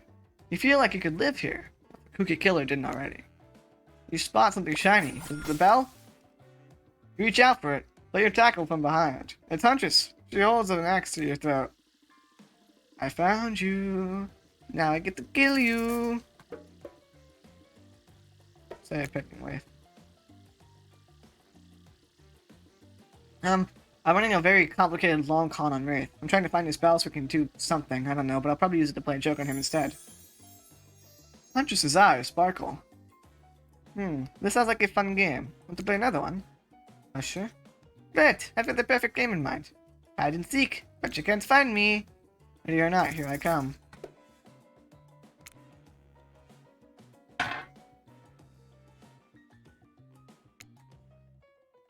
Not bad.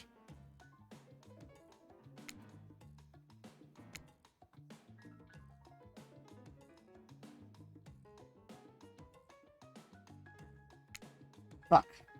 You missed completely. Ah, fuck, that was a mistake. Perfect! You're silly. If this was real hide and seek, you'd be dead by now. But this doesn't change anything. What do you mean? I'm still mad you broke into my house. Which is too bad, because maybe I do know something about the bell. Maybe I'll tell you later. We'll see. Huntress goes into another room, and you realize you're not going to get anything else here. Except possibly killed. So what do next? Black Lighthouse.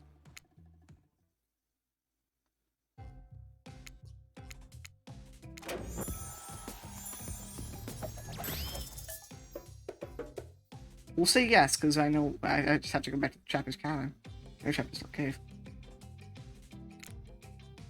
Sure, maybe Spirit's already there. Trickster smiles. Just as you're about to ask how he plans on getting you there, you blink and... You're there. Trickster's private stage on IP Island. It's empty. Yeah, I mean, it's hella early. Everyone is sleeping and recovering from last night's rager. Things don't really get going here till like midnight. So I have to wait till then to have any fun here? Trickster smiles slyly. Well, I wouldn't say that. How about you leave me alone for a second so I can, you know, freshen up a little first. Trickster likes that idea. As soon as that horny weirdo leaves, you drop the charade and look around for the bell. Nothing. Worried your cover might be blown, you dive into the water and begin the long swim back to the Black Lighthouse. Let's not do this much physical work again, okay?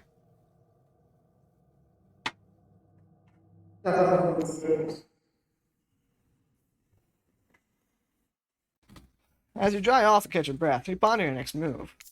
I have to go back to Trapper's cave.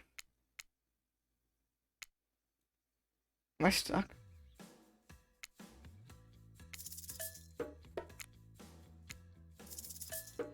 Leave the gold coin.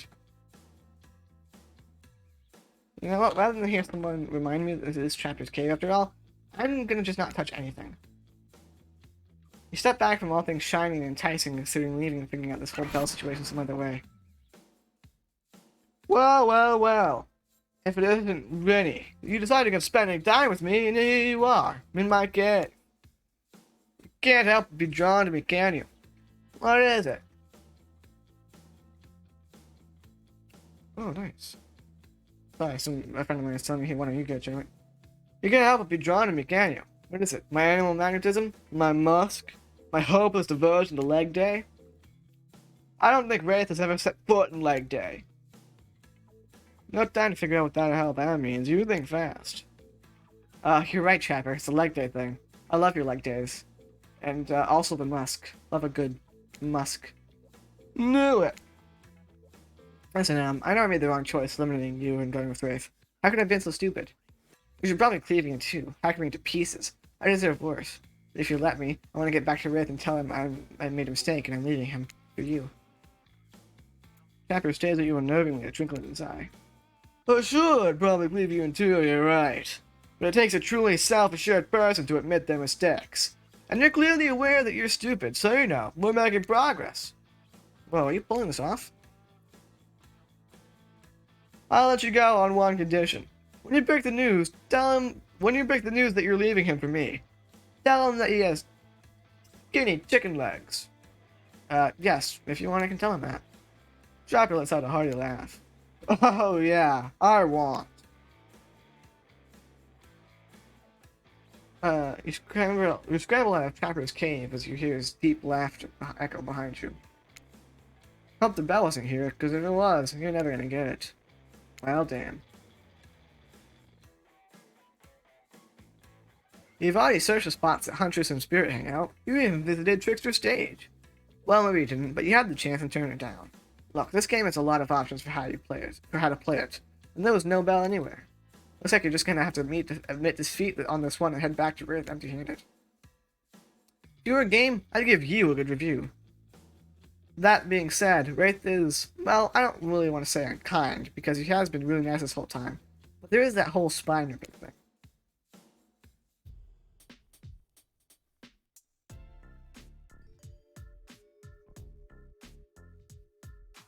You enter the ruins of the Cosmic Dump, prepared to deliver Wraith the bad news.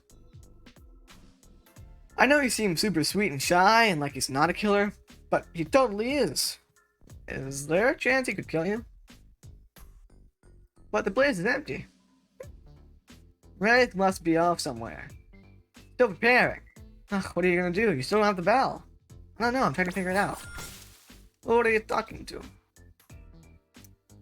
Huntress pops out from behind one of the giant obelisks, smiling behind her mask. I followed you back here. It was fun, like a cat stalking prey. Oh yeah, that sounds fun. After you left, I was thinking, I want to tell you about the bell. Oh my god, Huntress, thank you. What is going to cost you? You empty your pockets and hand over all your gold coins. Ooh, sparkly. Okay, so Rip's bell. I saw Spirit with you yesterday. She was walking back from here and she said she was eavesdropping on your date. So when you went looking, she stole it to sabotage your budding relationship with Wraith. I think she said something about a cringy truth or dare game. I think they had a fling or something and she's still mad about it. But not, who knows. She's definitely mad about something. Even though it's rusty and old, it's still kinda shiny, so I offered to pay her for it. But she said she had the perfect spot for it picked out, at the top of her lighthouse. Oh great, I need to go back to the lighthouse and deal with Spirit. Tell her I'd still buy it from her. Return to the lighthouse and head right upstairs. No more messing around. And this time, Spirit is waiting for you. Word on the street is you're looking for me? Did you have Trickster distract me? Spirit rolls her eyes. You're really piecing it together, huh? You're really piecing it together, huh, Sherlock? Whatever. I messed with Wraith a little. I'm so sorry. It does not sound like she's actually sorry. So you want Wraith's spell. How about we play a little game? I call it, don't look into the light or die. And only open your eyes when I'm blocking the light. If you do look directly at it, I'll die. Precisely. You're much smarter than you look. No offense. Stop on Spirit and don't look straight into the light. If you look directly at it, your brain probably won't survive the stress.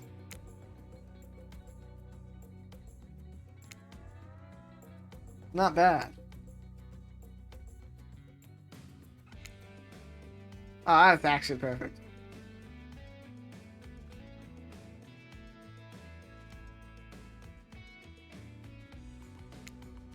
Whew.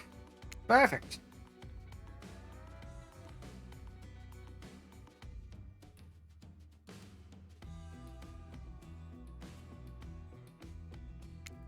Ooh, I knew that was bad.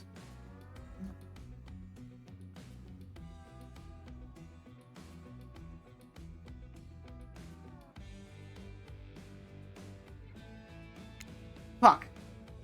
You missed completely. The light isn't completely fatal, I guess. Only half your brain and a portion of your soul was damaged. The rest seems to be mostly okay, as far as I can tell. Spirit hands over the bell. Yeah, we got the bell back. Now please leave me alone. Gladly. And with that, you march triumphantly back to Wraith. You excitedly walk in to see Wraith in his sexiest outfit yet. Oh my god, he took off the shirt. Your eyes with that cartoon thing where they bug out of your skull. Awooga!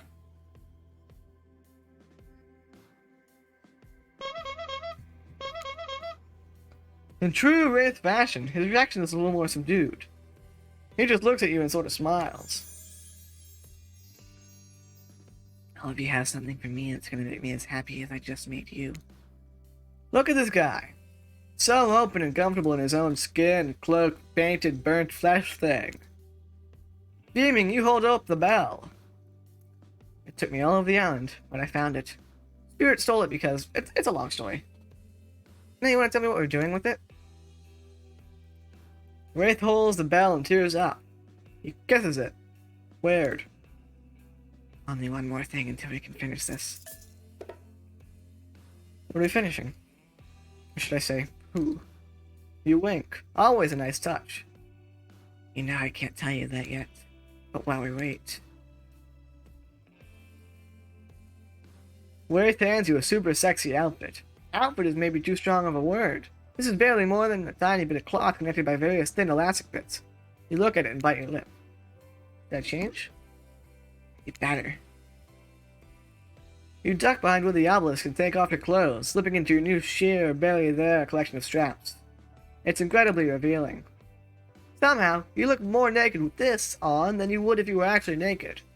It's really something. As up here. Sorry, it's just that it's impressive. You return to Wraith and model your new outfit. Oh, he actually blushing. And growing flowers? I'm wearing basically nothing. Oh, just you wait. The lights dim. Oh, dang, is this what you've been waiting for, you little freak? You relax and confident. The Wraith is a totally different person than the introverted loner you met when you arrived on the island. Are you ready? I want to give you my heart. I'm ready. The lights go out. It's so chilly. Don't worry, we'll warm up. He's not wrong. Wraith's naked skin feels like fire on yours. The fire he's been so afraid of this whole time? He melts into his arms, his lips exploring, I should probably leave you two alone. It feels weird to be documenting this. I want to give you my heart, I'm gonna give you something else. There it is. Yeah, I'm gonna head out. I'll see you in a... Hold up. Even in the dark, I think I know that smell. It's like salad dressing mixed with suntan oil? Dwight and Claudette. I guess I like to watch. Hold that thought, lovebirds. Wraith, your special guest is here a little early. Wow, I didn't know human bodies could fit that way together. Sure they can. I'll show you when we're done tonight. The lights pop back on. You and Wraith are still wearing virtually nothing. No time to get dressed. We've got to go immediately. That's right. It's secret hatch reveal time. And no, that's not some double entendre. Follow us. Dwight and Claudette disappear into an open hatch in the ground. Wraith throws on some clothes and you both follow. It's even colder down here. Well, have fun. Our job pretty much stopped at getting you here. Contrary to what you may have heard, we don't like to watch. Not this. See you later. They climb back up the ladder as you turn around. Across from you stands a very old Nigerian woman. Grandma Abby. Philip. They embrace. You're suddenly very aware of how exposed your skin is and how chilly you are. Forgive me, Rennie. This is my grandmother. Abigail. Pleased to meet you, Rennie. So you're the one my little Philip has chosen. Interesting. Interesting? What does that mean? Do you need to earn the respect of Grandma Abby now? Can't wait to get to know the person my Philip has decided to give his heart to. Come, help me make drinks. You go with Grandma Abby. I have to prepare the bell. Happy to, Philip. Wraith looks sheepish, like he's reverted a little bit back to his old self. Oh, yeah, I guess I never told you my real name. Philip Ojomo. You bow deeply. Nice to meet you, Philip Ojomo. Wraith laughs, grabs the bell and leaves. Grandma Abby takes your hand and guides you to the table with potions. Come, let's get refreshments. I'm an old lady and it's not so easy for me to mix these exactly. My hands just aren't as steady as they once were. We'll need to help you pour. Now doesn't seem like the time for questions like, what is this, or are we supposed to drink these possibly poisonous liquids? Just get to it. Fill that cup up.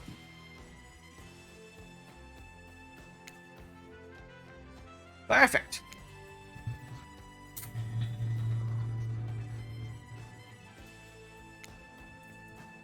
Perfect.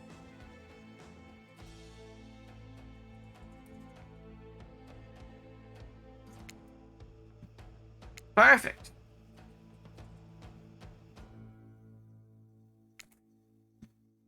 Not bad.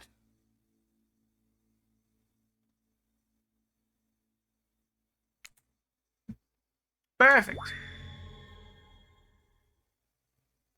I did almost all of... I missed only one. Only one of them was not perfect. What do you mean that could have been better? I mean, I guess it could have technically been better by one, but damn. That could have been better, but I certainly wouldn't be able to manage it. I suppose it will have to do. Come on, wait. I want to make sure you're the one. You should have crossed her. She smiles brightly at you. Philip has been through so much. He saw things as a child that no child should ever have to think about. I fear what that could do to a person. But not Philip. He is thoughtful and strong-willed. He is a good boy. I agree. Although, thinking back to what you two were getting up to right before this, maybe you don't agree. Tell me, Rennie. Philip's birthday is coming up. What would you get him as a gift? A nice candle. No, not a nice candle, and not gold. Statue of a horse? You have no idea why you said that. You immediately regret it. But Grandma Abby's face lights up. Wonderful. That would remind him of the knight, his favorite chess piece. Yes, I know. You liar. Okay, tell me this. If Philip could be a tree, what kind of tree would he be? Probably... what? I guess cactus? Cactus. A true survivor. Prickly on the outside, but warm on the inside. He can be alone and thrive in any climate, like Wraith. Grandma Abby nods, content. Then she calls out. Yeah, that we are ready. Give me a couple more minutes. He turns back to you. Well then. How about a game to lighten the mood before I take a vent? Maybe we can do some constellation trivia? Or play cornhole? Wow, how convenient. You may have played one of these before. Never mind the fact that they were in a different location, and it makes no sense you could do them here, underground, in a completely different area. We have plenty of money to make some other minigames, okay? This is Dead by Daylight. Just have some goddamn fun once in your life. One of these games may be familiar to you. Who knows? You might get an extra relationship status boost if you try the one you haven't before. What do I know? I'm just an omniscient narrator. I don't think about constellations. You're on. Hey, who doesn't like answering random questions about constellations is a bizarre and high-stakes situation? And look at us. We're an educational game too. Grandma Abby sizes you up. Okay then. What is what's the answer to this? This constellation roughly translates to sea whale and is located in the region of the sky alongside other water-related constellations. I almost want to say Cetus, but Aquarius makes more sense. Grandma Abby chuckles. Nope, it's okay. Maybe constellation trivia isn't for everyone. It's the other one. Okay, next. What do we call the constellations located in the ecliptic, or the path of the sun? The Trifum Clippus. I think actually it's the Zodiac. Grandma Abby shrugs. Grandma Abby shrugs. That's right. Good to know you can get the easy ones. Nice question. His constellation was first described by Nicholas Louis Delacaille and roughly translates to pendulum clock. Fornax or Horologium.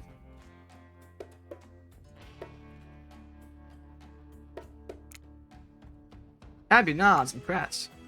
Okay, I thought that was tough, but you got it. Good job. You got 2 right. Do you want a medal or something? At least Grandma Abby doesn't hate you. I'm glad you got a moment to relax. Sorry I yelled at you earlier. It's been a long game. Wraith re-enters holding the bell. It looks brand new. I think we're ready. Time to drink up. Grandma Abby hands out the potions, the drinks you made. First to Wraith, then herself, then you. She stops and looks at you. She stares you down intently with a sweet smile on her face. No matter what you do, you cannot abandon my Philip. Do you understand? He has been abandoned his whole life. I regret leaving that bunker. His parents regret leaving our village. But he is here now, and he has opened up to you, of all people. You cannot betray him. I will haunt you from my grave. My spectral form is not always as nice as the one before you right now. Oh, but thank you for that advice? Of course, dear. Now, where were you two before I arrived? We were about to play a board game. Fully clothed, of course. It's okay. It's okay, she knows. She does? Of course I do. It's a requirement of the ritual. The what? Grandma Abby and Wraith stand up and walk to the wall with hanging chains and locks. Are you ready? Yes, I am finally ready to leave this place. As Grandma Abby places Wraith in chains, your jaw drops. What is happening? This is what we've been working towards. This is how we consummate our relationship. The cult of the Black Veil would do this ritual to leave and return to the island. One lover would be sacrificed and the other would do the sacrificing. So here I am, ready to move on, to be sacrificed. No, this is crazy. I don't even know what to do. That's why Grandma's Abby's ghost was summoned to help. Philip's heart must be removed, lit on fire, and the bell rung. Everything you've done here has been building to this.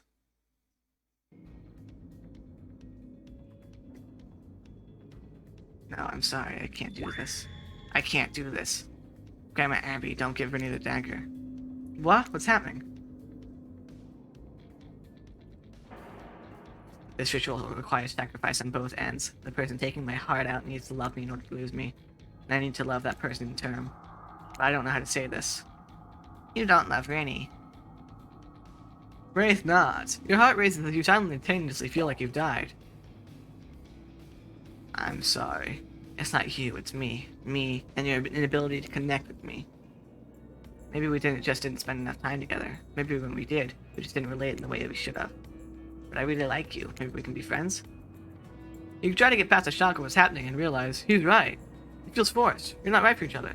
But you do really enjoy spending time with him, for the most part. You even believe all his nut job theories about the island of the cult of Black Veil. After a while, you smile and finally respond. Yeah, we can be friends. Wraith smiles back. Grandma Abby also smiles. Pixter enter and also smiles for some reason. Look at everyone, just a bunch of smiling idiots. How wonderful for you all. What does life on the island look like for you now? Maybe you can try to hook up with another killer? Maybe you can develop your friendship with Wraith? Maybe you can help him find someone that he'll really love? Can you be the Igor to his Victor Frankenstein? What about that cute nurse who just showed up at the reception? Oh, you haven't heard? She's unpacking her stuff back at the cabanas. I hear her and him have a thing. I guess I probably shouldn't have told you. That about 20 scenes ago, huh? Oopsie. No matter. This is the end for you. Welcome to the friend zone. Enjoy your stay.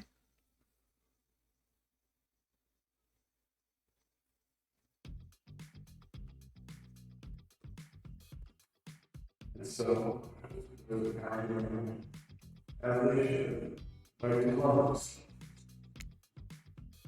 What happened? There is unusual. Wait, there's more. You made this problem. No more. Bye. Forever.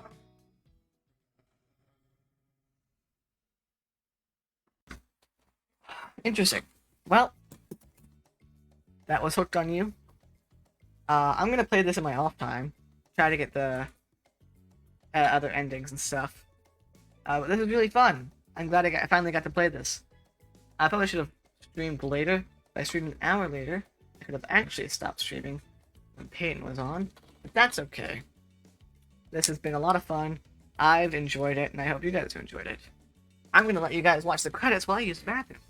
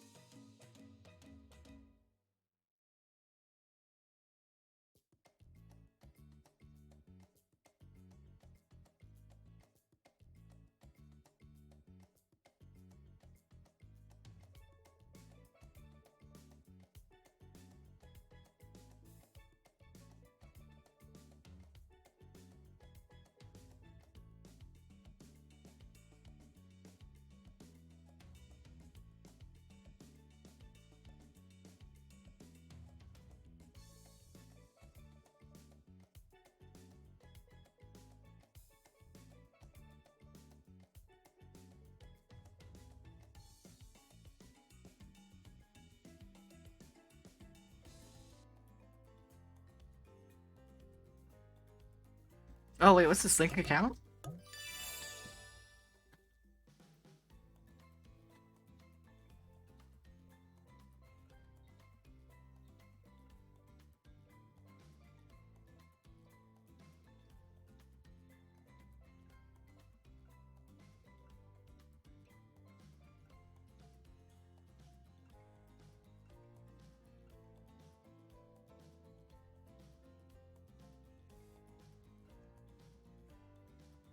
Okay, so it turns out I don't have a behavior account, but that's okay.